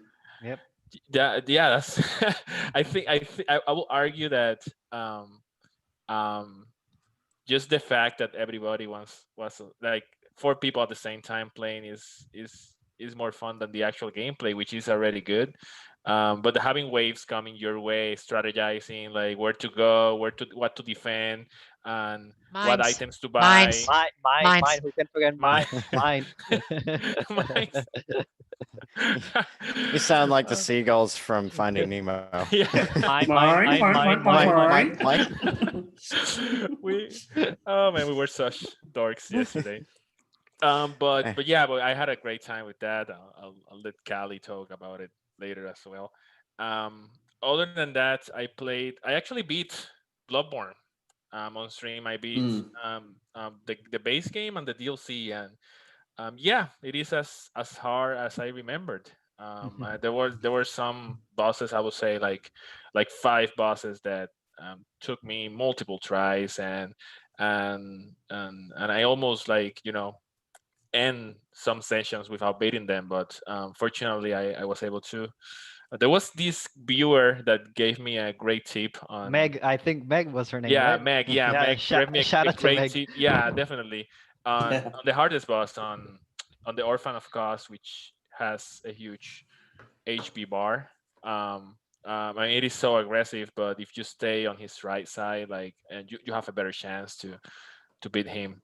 And after that person gave me that advice, it took me like three more tries or something like that, and I beat him.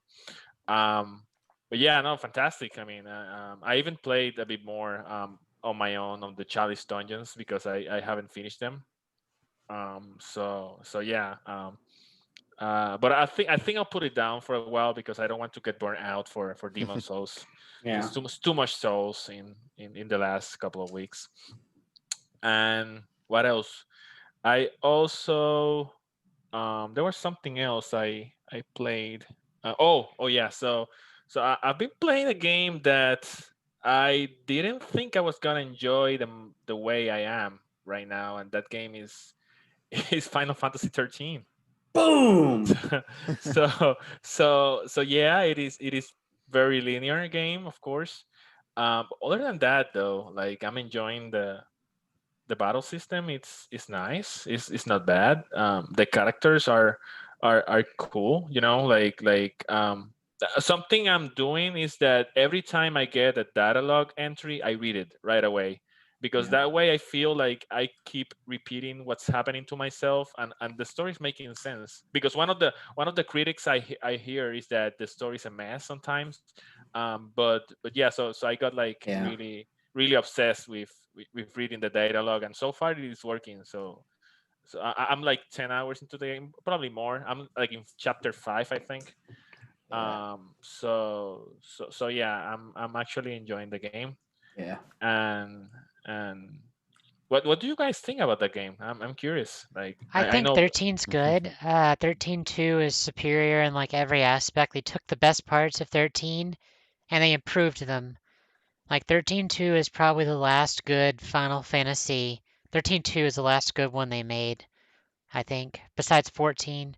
Like, I think after 9, 13.2 was my favorite. Yeah, I Don't you- like I like 13. I talked about a lot last week. It's for my number 5 PS3 game.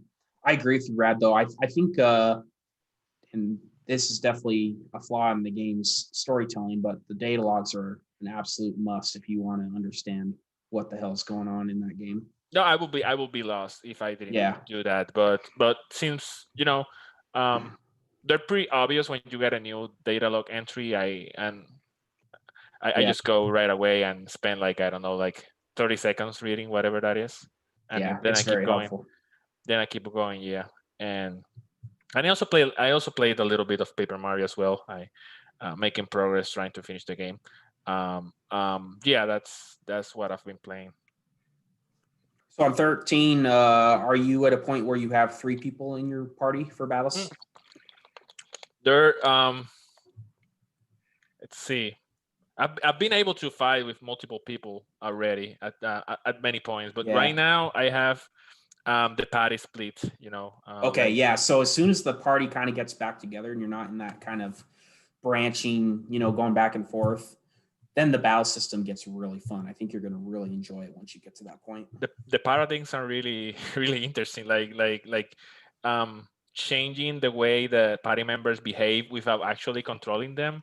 Yeah. It's actually interesting. So Yeah. I'm I not gonna remember when judge. I'm not gonna judge the battle system completely yet because I haven't seen the full potential of it yet. yeah. But so far I think it is not trash. That's what Yeah. I'm trying to say. The game, it is not trash for me. I think you're gonna. I know when I finally had 3 people in my party and 3 different paradigms to manage, the Mhm. game felt a little overwhelming at first because it's like, oh my god, this is so much to take in. But once I understood it, it was like I couldn't get enough of the battle system, honestly. So hope you enjoy it. Yeah. So we actually have a couple questions in the chat, so we'll get to those after I talk about what I played this week. There's a good question from Breakwee, so be thinking about that. So I've been playing 3 games this week. Of course, we play the amazing Ghost of Tsushima Legends, which the combat in and of itself on the multiplayer, it's not complicated, but I will admit the most fun I had yesterday was when we were at the 15th part, like the final part of that one map. We were on the boss, and everybody died from the poison cloud, and I ran away and threw bombs everywhere, and everyone was dead, and I got enough resolve, and I rezzed the whole party and healed us all, and we still died. Oh, MVP. gosh. MVP. Yeah, so I actually made a clip of that and put it on Twitch earlier, on Twitter too. So, guys, the game's really fun. I hope we can play often. I hope we can play that more, and I'd like to Mhm. have like at least 1 day a week to where we play something together. So I played that. I also played Team Sonic and Sega All Stars Racing, which is probably one of my favorite racing games of all time. I played it on the Wii U originally. They had a really good sale on the PC. I was like, okay, I'll get it. The PC port crashes a lot. It crashed like 5 times during stream, and my computer's really good, so it's not my computer. It's the game's glitchy, but it's pretty.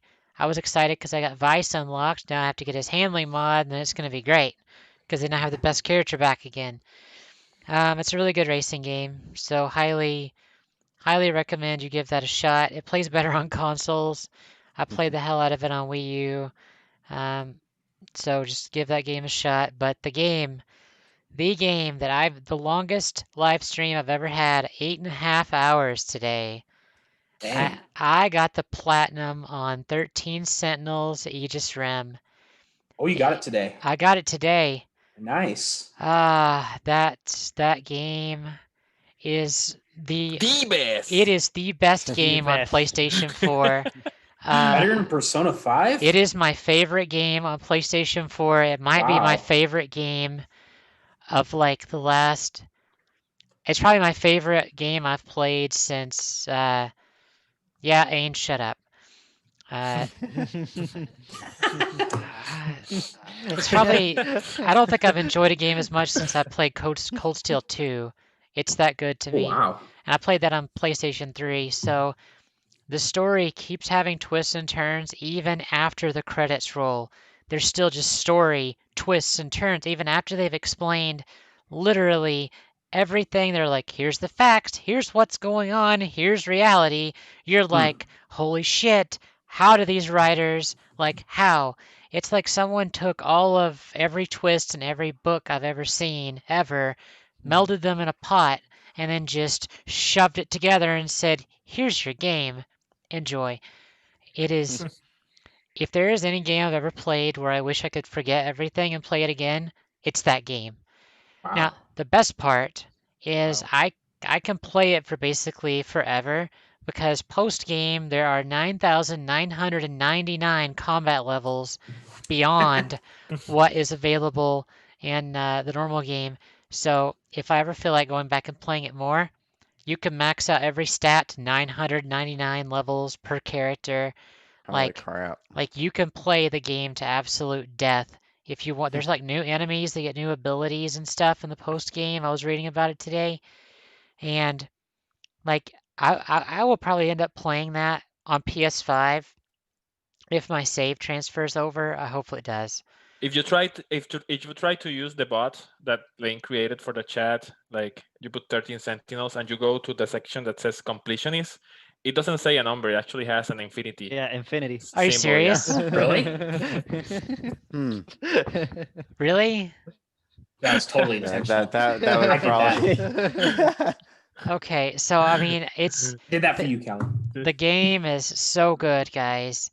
Uh, the first 3 hours I didn't like it actually. I never played a visual novel. I was like, oh, this tutorial's going on so long. Just let me play the damn game. But then when you start learning what's going on in the story and you start feeling the characters and you get engrossed in their lives and their story, just everything about their characters and their romances and their like hidden agendas and stuff, it's so good. Like I can't like Hope is also playing it. And I've been talking to him a lot because he's way behind. I'm like, go finish this mission. And then when he beats it, he messages me like, what is this? This is crazy. And like even today, even like after the final boss was done, I actually stopped the stream, I paused it, and I was like, okay guys, listen, whoever's watching this, there's gonna be insanely big spoilers here. Because PlayStation said you can't record this, but Elgato said I don't care, we're doing it anyway. Um, just I told the stream like if you guys don't want to get spoiled, it's in Japanese, so just don't read it. I'm not gonna talk, so I'm not gonna spoil it for you, but you might want to leave. I told my viewers to leave the stream. I Yep. told people to leave. You're too kind. Like Yeah. Nabila, you were there. You were there Yeah, at the end. I was there. I was there. So the 41 hours for platinum. I thought it would be a cold day in hell before Callie would tell people to leave her stream. Yeah. I did. No, I told them because I knew with how the story of this game was, if they decided to not record some of it, I knew it was going to be big. And whoo boy, holy shit, was it big. Like I didn't Wow. see it coming, and I thought I had the whole story figured out. I thought I had everything absolutely figured out to a T. Wow, I was wrong, guys. If you have ever liked good story, ever, if you have ever liked a story that's good and you want combat that's unlike anything else, like I still can't find a game that's like that game, which is great because I have 10,000 levels now. I don't have to worry about it. So if I ever get that itch, I can go play it for the rest of my life, pretty Yeah, much. for the rest of your life. Yeah. So I'm very excited. Like when I saw that, I was like, "Ooh, there's a fourth area." I looked up how many missions, and someone said 9999. I'm like, "Oh, I got the warm fuzzies." I was like, "I don't ever have to find another game. I found it. Yeah. It's here." Just sell your whole collection. You only have one game that'll keep you busy. Yeah, No, Yeah, we're let's not doing go. that. Yep. No, no. So guys, you have to play this game. Actually, the developer said that this is a like a spiritual sequel. I'm doing air quotes for not Odin Sphere. Grim Grimoire is basically what the developer said that it's also a Vanillaware game, is that the combat, they wanted it to be like an RTS, so the combat for this game is a spiritual successor to Grim Grimoire. I read a whole bunch of stuff like after the fact of different story parts. Like I caught all the story parts, but even stuff from the developers, I was like, I didn't know this. I didn't know there's just so much information. Mhm. You have to play this game. You have to play it. Uh, you have to. If you like games and Yeah, I want stories, to. you I have want to to. I mean, play it. I'm a Vanillaware fan, so I'll definitely play at some point. Hopefully sooner than It's in the later. stack. You have it already, You have Yeah. wow. Nick. Nick, if you stream it, I will try to prioritize to watch it again just so I can Uh, enjoy the stream. Well, I'll Wow. stream it eventually. I think I'm gonna revisit. Well, visit a classic for the first time next. I'm gonna do Final Fantasy 9. That's Oh a great yes, Wow. game. Wow. Yeah, let's because Let's go. go. I know Let's it's go. a lot of people's favorite of the franchise. And I'm like, it's been too long. It's been sitting on my PlayStation. I'm gonna stream it. Go So, for it. Go for it. so Yeah. once I beat all 3 routes and potentially the secret episode of Birth by Sleep, that's where I'm going to next. I've already Cool. decided. Nice. Good, good, good. So there Awesome. was a question in the chat. What are you guys most excited about this next generation of consoles? I said Final Fantasy 16. What about you Uh, guys? but I mean, soon it will be Demon Souls for me, the remake. Yep. Yeah. But there's probably stuff that I'm even more excited about. Like, yeah, you just said Final Fantasy 16 and God of War 2 and games like Horizon? that. Cyberpunk, Yeah. even Cyberpunk. Yeah. And people, I mean, I'm not as hyped as many people, but I definitely want to see the game and play it. Hmm. Yeah. I think Horizon 2 for me. Like Horizon, yeah, Oh that's yeah. another Yeah. great one. I'm waiting Yeah, for that'll be that. good. Yeah. That's Yeah. gonna be It's awesome. probably my most hyped announcement that they've made. Yep. Yeah. So are we talking about games in particular? Because I guess my answer was 4K gaming, like 4K 60, Yeah. hopefully for most games anyway. Getting Like, that TV. like Eh, I'm buying a new TV for this because of this. So it Yeah. better be. eh, better four be good. 4K is not the big difference for me. It's the HDR. Yeah. I think Yeah. I think a lot of people will agree with that, but it really makes Yeah. everything pop. So Yeah. The loading times, I think, also is gonna be, Oh, very yeah. Oh, interesting. totally. Yeah. Totally. It's gonna be great. I just love to see like there's like no pop in pretty much in the games from what we've seen. So Well, I that mean, yeah, if you could load 7 gigabytes a second, there would be no pop-in either. It's stupid exactly. fast. Yep. Yep. It just it's one less thing detracting you from like immersing yourself in the world, and that's like for me, like games are like the biggest form of escapism that I have and experienced, and just Yeah. one more little thing to help you immerse into that game. It's great. Love it. I was so impressed Agreed. by how can they, load those dimensions in Ratchet and Clank. Oh yeah, that game looks so Uh, good. and I saw the same thing recently when with a gameplay of Spider-Man Miles Morales, where they actually do like a sequence from a building to Yeah. the outside like instantly. It will like in the base game it will load like for 20 seconds, and Yeah. in this one it will be like instantly. So Yeah. that's crazy. Yeah. So Juan had a question. He said if our team could make a game together, what would we make? So I'm not that creative, so I don't know if I want to answer that. So I guess we could assign a Mm. part of the game to a person in the group. Like someone does the gameplay, someone does the story, someone does the characters, Wow. and someone does the style of the game in terms of action or Mm. A rhythm-based action RPG with Heavy. first-person So elements. bad. Element. Let's go. Now, And take God my of money. War's Take camera. my money already. God, Take my God of money War's already. camera over the Yeah. shoulder. So, Oh so God. my how do you say that? My contribution will be I want the game to have several routes. Hmm. Okay. That's my contribution. Now you guys select So what I kind gotta of combat say and that's one thing that bothers me. I don't like games that have multiple endings. Ooh. I think we have the That'll be story an interesting already. topic, I think, Yeah. someday. I think we already have the story written. It has to be Team Lane but versus it Team could County. have Teen Lane. Yeah. you It's could have gotta be Team multiple Lane versus Team County. you could have multiple routes and just one ending like Birth by Sleep, for example. True. Or you Yeah. could have like an ending for every character, like Devil Survivor. It's a double-edged sword for me. I like the freedom, but one game that comes to mind, Witcher 3, I got the worst ending in that game, Mm. and it Oh, literally broke because me. are you a love boy, like hitting on everyone? Well, maybe. Yep, yeah. I mean, he does have he has I a wonder why gunblade you get a now, bad so ending. you know the Like- gunblade. Yep. Lane's a player. Oh man. Some days I like redheads, and some days I like. I would love to see the decisions that you made, considering that not even Siri wants to be with you. Yeah. Like- So Wow. Lane's got a Okay. different Well, waifu for every day of the week. Yeah. okay, I think we need to get Hope in the discussion here because truly, the king of the waifus, he's you're out telling this me weekend. you guys were loyal? I was loyal You guys to, didn't to, do to that? Jennifer. Yeah, I was loyal to 100, Jennifer. 100%.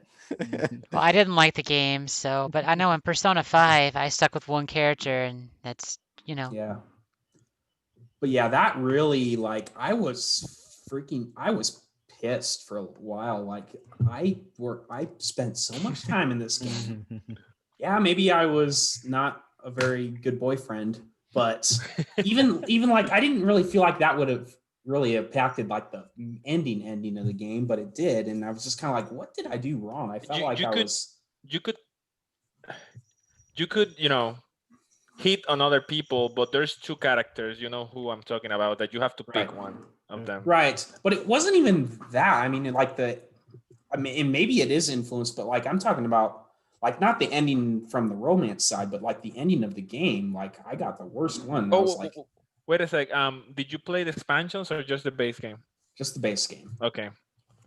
So I see. when I looked back, I did see where I made some errors in dialogue choices. I won't spoil the game, but I'll just say that I made some bad decisions dialogue wise, and that's what gave me the bad ending. But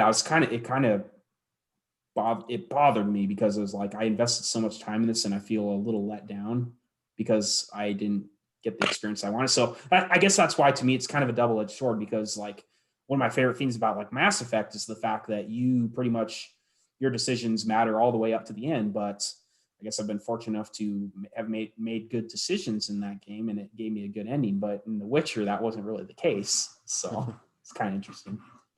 Persona, like Persona 4 Golden, like it is there's one dialogue option that is the difference between getting the true ending or the good ending and the bad ending, or a less good ending, let's just say. And that kind of bothered me a little bit, but at the same time, it's like, okay, I made a mistake. I had a save file there because the game is like in your face, like you are about to make a very big decision. Are you sure you want to save first? And I'm like, well, yeah. So, I made the mistake, and then I figured, oh, okay. Now I know what to do now. So I'm glad that at least in Persona Land, it was like really in your face, like you are about to make a very impactful decision and you may not like it. So you probably should save right now so your stupid ass can go back and make the correct decision. Yeah. I like that Fire Emblem Three Houses is like that as well. Like they make it Yeah. very obvious. Like, dude, are you sure you're gonna do that, or Yeah. Yeah. I think that's what maybe makes a branching story, multiple ending game a little bit better is when they warn you, or at least give you some option to, save, let you know that you're about to make a really big Unless, decision. unless the thing is that unless it is pretty obvious that you'll be replaying the game many times, like in something Right. like Near Automata or something like that. Yeah. Mhm. But like Persona, ain't nobody got time to replay Right, that game. exactly. Mhm.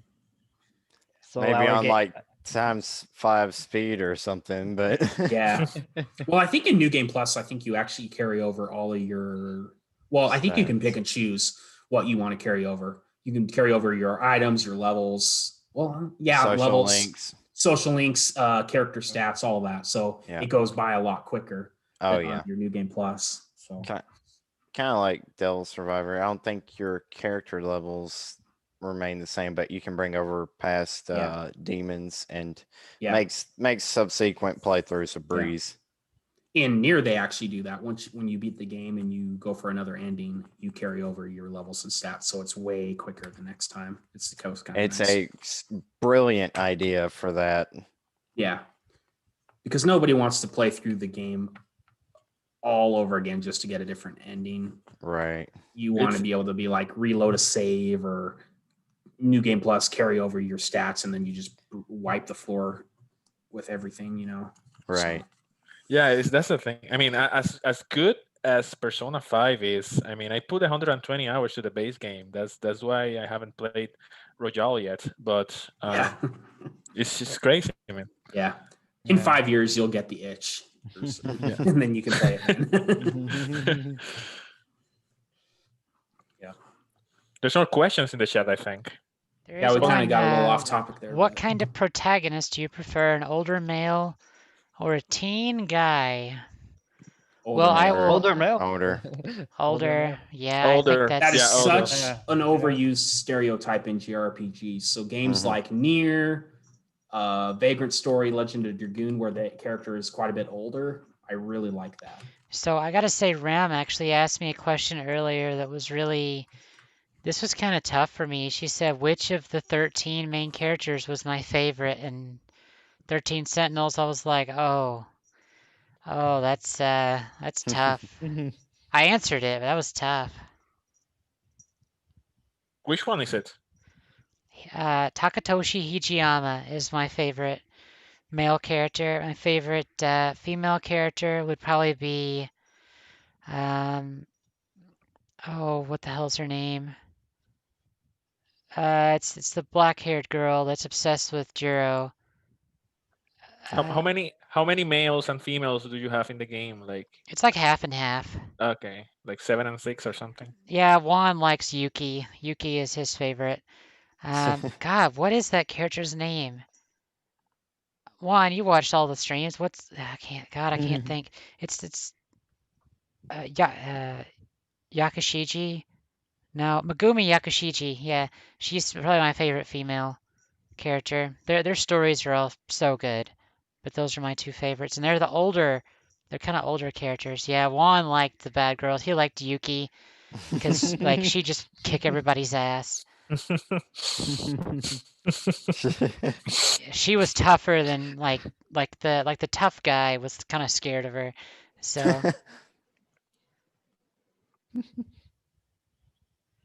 well, Yeah. anybody else have questions, or are we gonna wrap it up for today? Well, I got like one little news snippet. Level 5 pretty much laid off the majority of their localization team, so they may not be bringing more games to the States anymore. Wow. They are the creators of Nino Kuni, Oh, great. for Yeah. reference. Rogue Galaxy and other games. Yes. Dark And Cloud. Dark Cloud, yeah. Dark Cloud 2, yeah. They're like Wow. classic RPGs, and they seem to be downsizing They're their struggling. localization team for Hmm. the States, not anything in Japan. It's just, I don't know. I love Nino Kuni and the voice acting they added to it. They did a great job with like the English localization, in my opinion. I hate to see something like that happen, but it's what seems to be in the works. So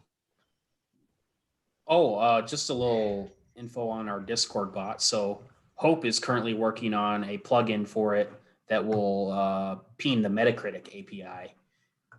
So now we know when we can throw away those sub 90. Yeah. Those trash games. The trash Yeah. games. Trash games. Yeah. Yeah,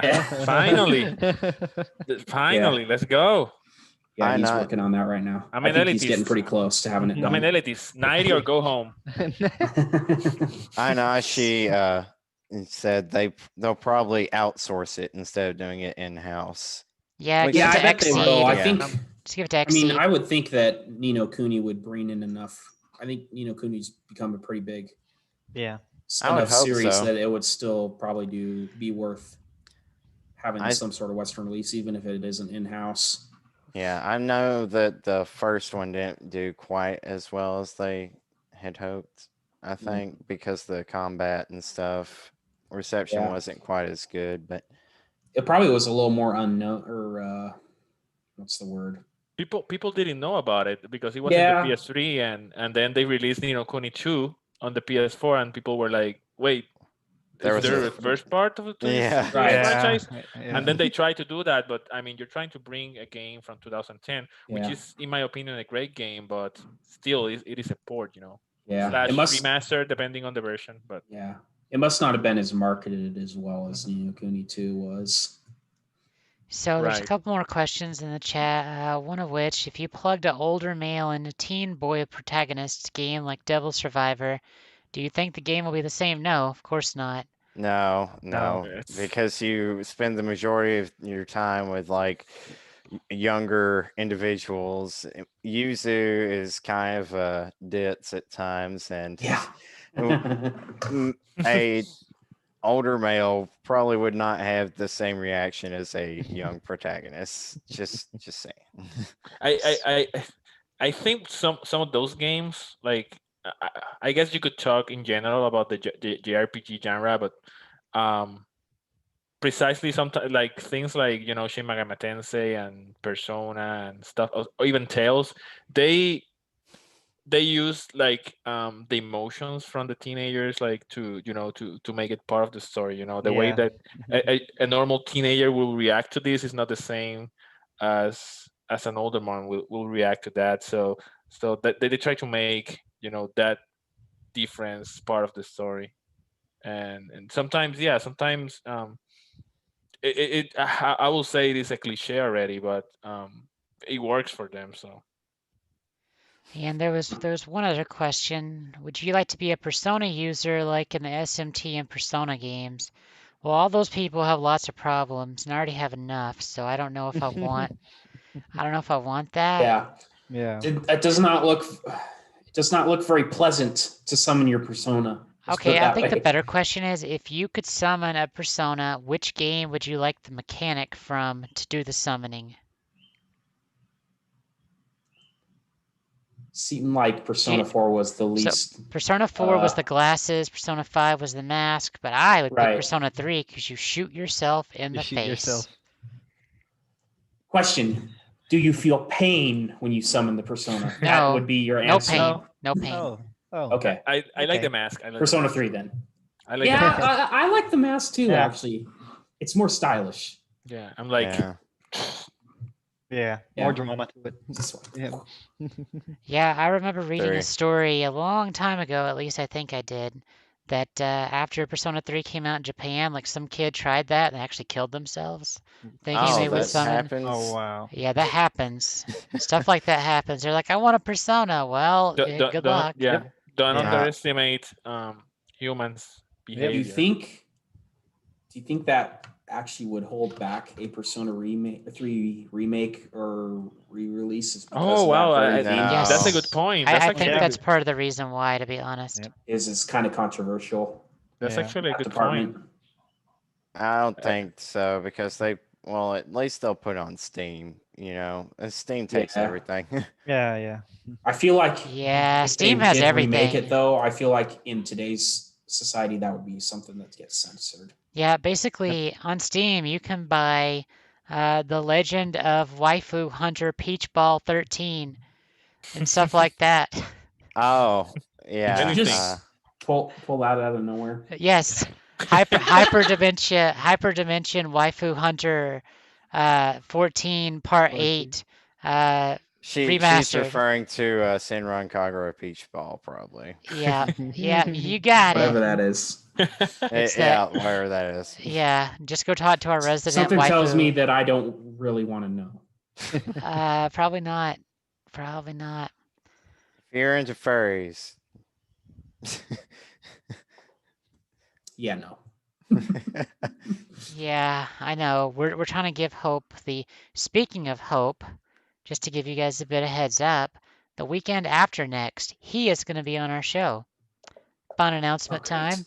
Let's So go. Let's that's go. either going to be a really bad decision or a really good decision. I really hope it's not the bad decision.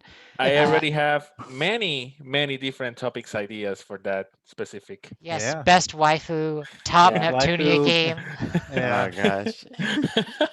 What makes a gonna- waifu great? Yeah, all of that. Yeah, so Cal, you're gonna probably want to get that whatever they call it, the one where you get sound effects for your stream, so you can censor anything that needs censoring. You know, Stream Deck, yeah. I don't no.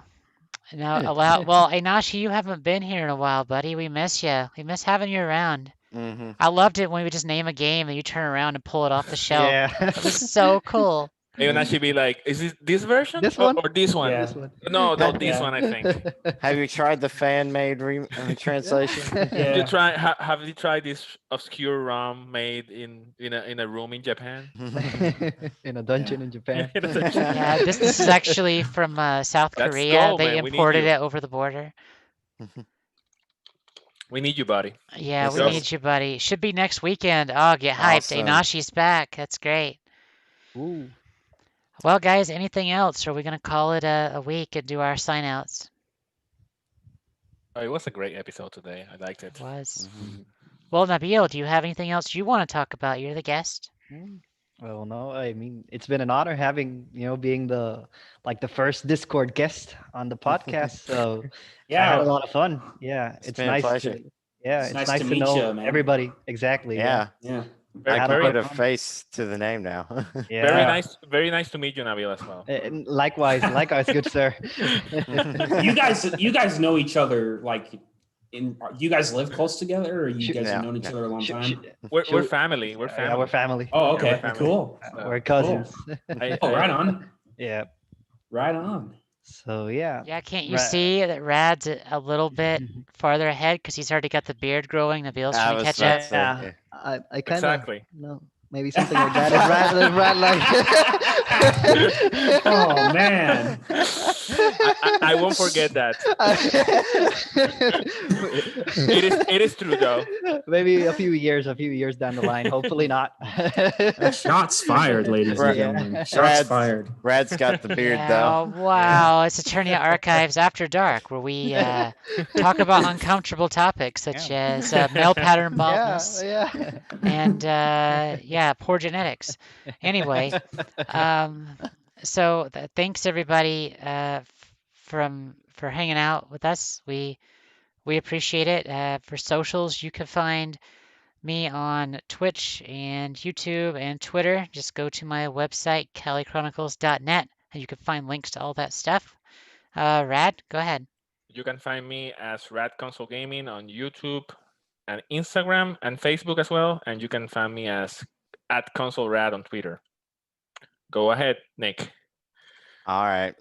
I am Nick, and you can get me at Nick-Heat Haze Space Gaming on YouTube, and then on Twitter you can get me at @HeatHaze_gaming.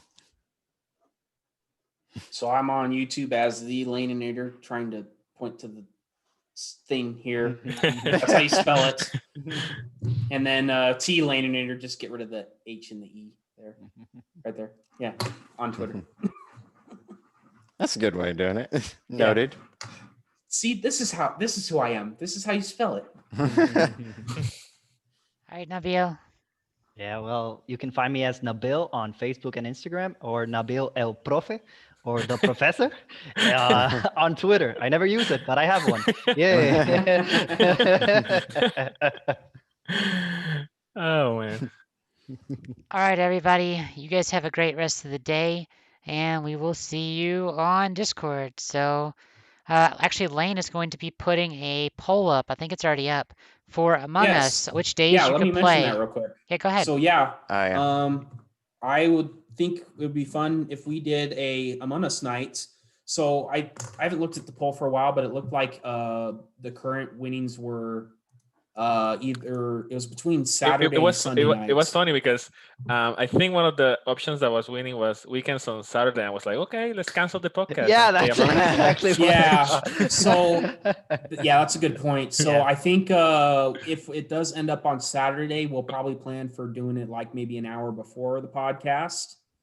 And if it ends up on Sunday, and maybe we can even do two, and whoever can make it on Saturday, great. If you, and maybe we could do another session on Sunday and just kind of self-organize. But yeah, if you haven't already, go and hop in the multiplayer coordination channel in Discord and vote if you would like to be a part of that. It looks like we currently have a tie between Saturday and Sunday night at 8 Eastern. So Well, I'll tell you yeah, right now, maybe Saturday is bad because we do the podcast. So right. So that may be a shorter session because that is like an hour before we do the podcast. So yeah, we'll figure it out and let you guys know. So be sure and make your voice heard if you want to participate. Go vote. yep. Yep. Thanks, everybody. You guys have a great rest of the day.